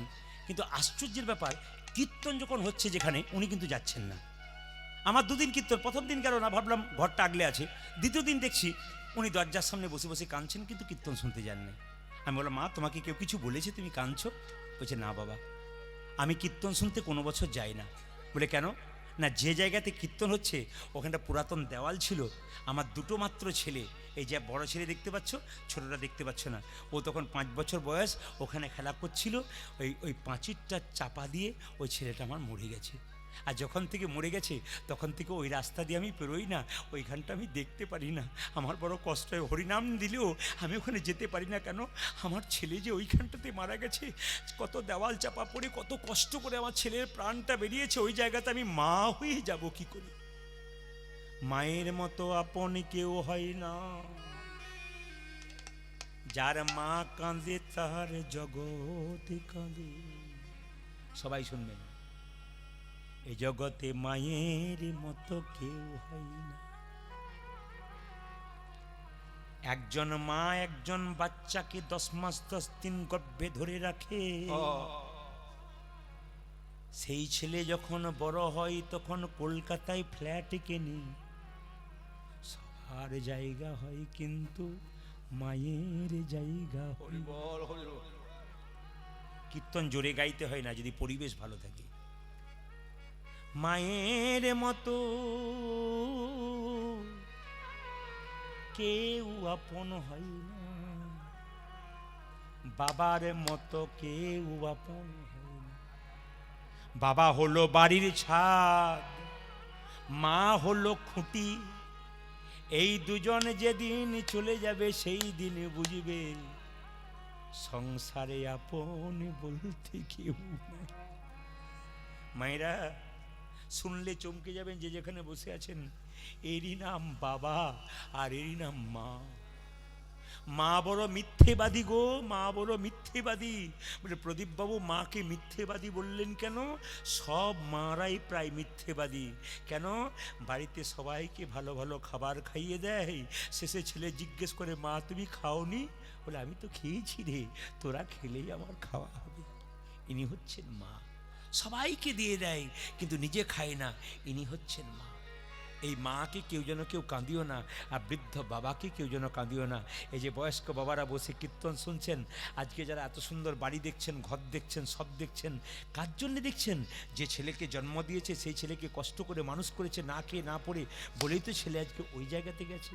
তাই বাবা মাকে ছবির সামনে বসাবেন। আমি আপনার ভগবান শ্রীকৃষ্ণ নিজের মুখে বলেছে, কাকে কাকে নিজের মুখে বলেছে মায়েরা? সুদামাকে বলছে, সুদামা এই জগতে 3 রকমের গুরু আছে। প্রথম গুরু পিতা মাতা। বলে কেন? যার বাড়িতে বাবা কাঁদে মা কাঁদে সে আমাকে পায় না। যদি বাবা মা কেঁদে কেঁদে বেড়ায়, খাবার জন্য কেঁদে কেঁদে বেড়ায়, আর সেই ছেলে যদি আমার নাম করে করে নাচে, ওর কোনো লাভ হবে না। আগে ওর বাবা মাকে দেখতে হবে।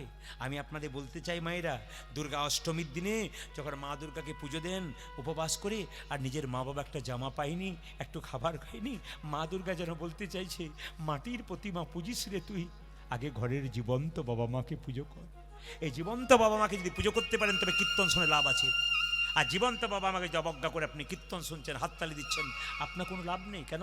আপনি যদি কাউকে কাঁদান, বৃদ্ধাকে, আপনি তৈরি হয়ে থাকুন, আপনার যখন বয়স হবে তখন আপনিও কিন্তু কাঁদতে কাঁদতে নিতাই গৌর হরি বল হয়ে যাবেন। তাই বলছে তত্ত্ব বলছে, ওগো মা কাঁদিবে বাবা বাছা, অগ্নি কাঁদে ভাই রে। আমার মা কাঁদিবে বাবা বাছা, ভগ্নি কাঁদে ভাই রে। আর ঘরের মনি কাঁদে, ঘরের মনি কাঁদে,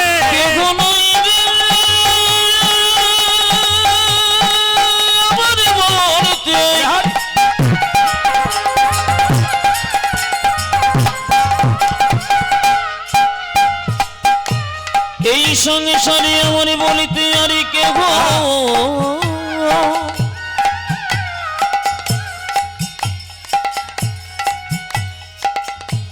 আর কেহ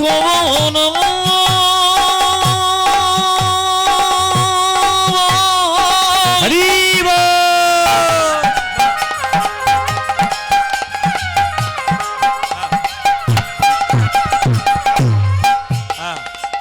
আমার বলিতে আর কেহ না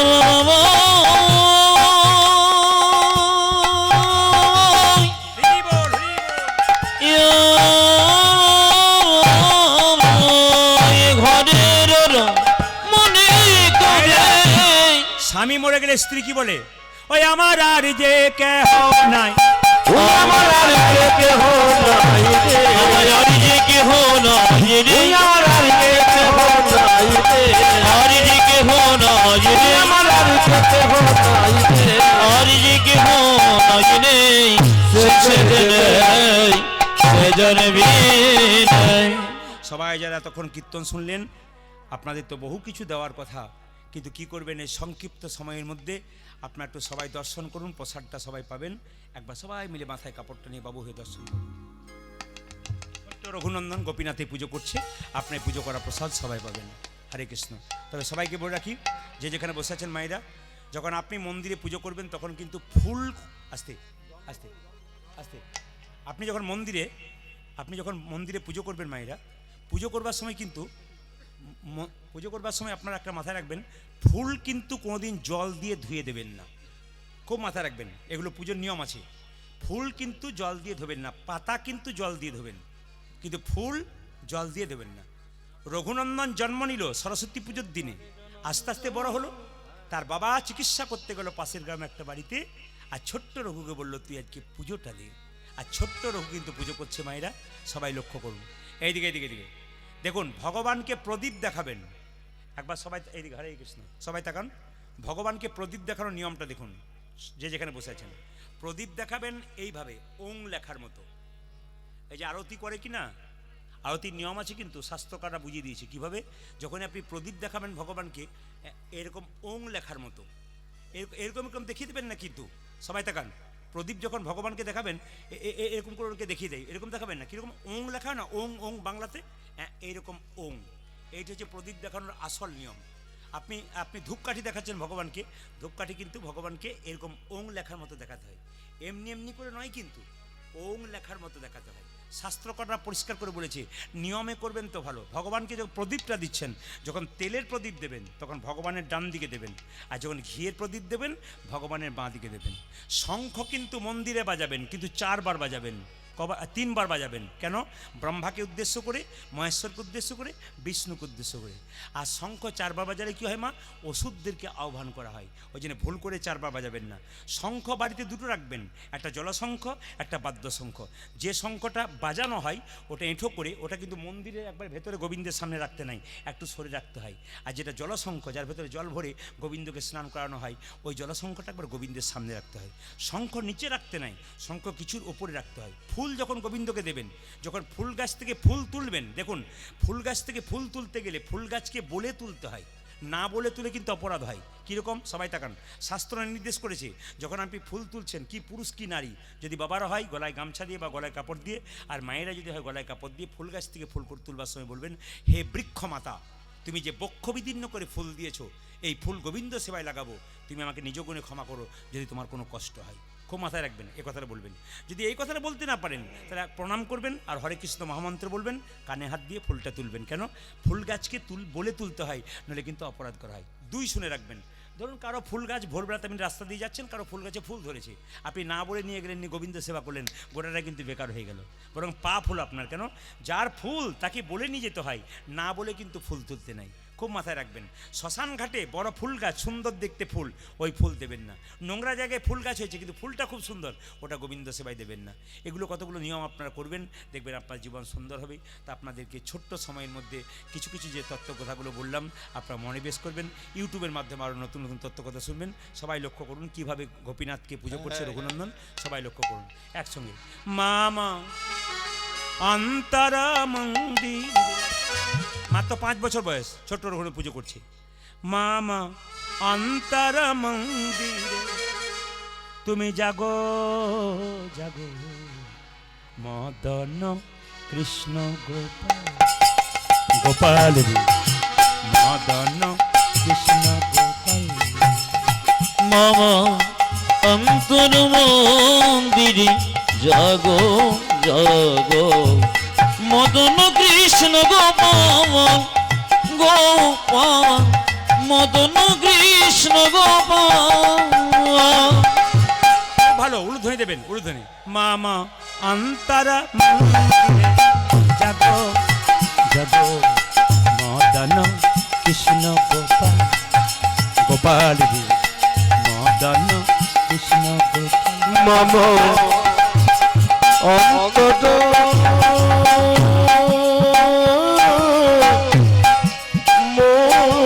মন্দিরে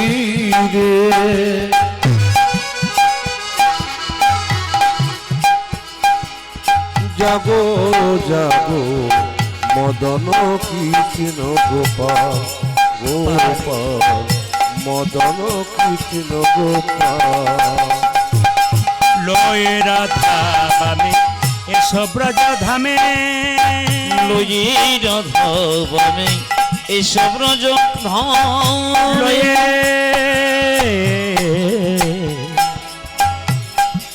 লয়ে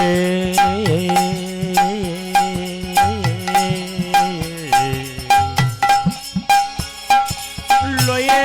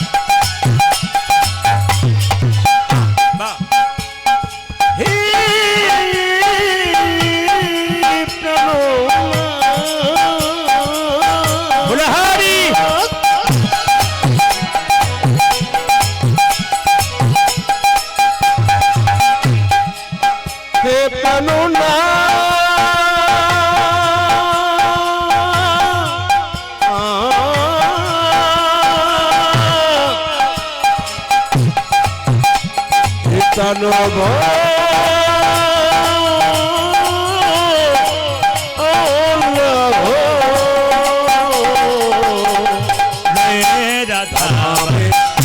ব্রজ ধামে লয়ে রাধা বামে এসো ব্রজ ধামে তুমি লই রাধবমে এসো ব্রজ ধামে এসো এসো গিরিধারিলা মদন কৃষ্ণ গোপাল মম অন্তরে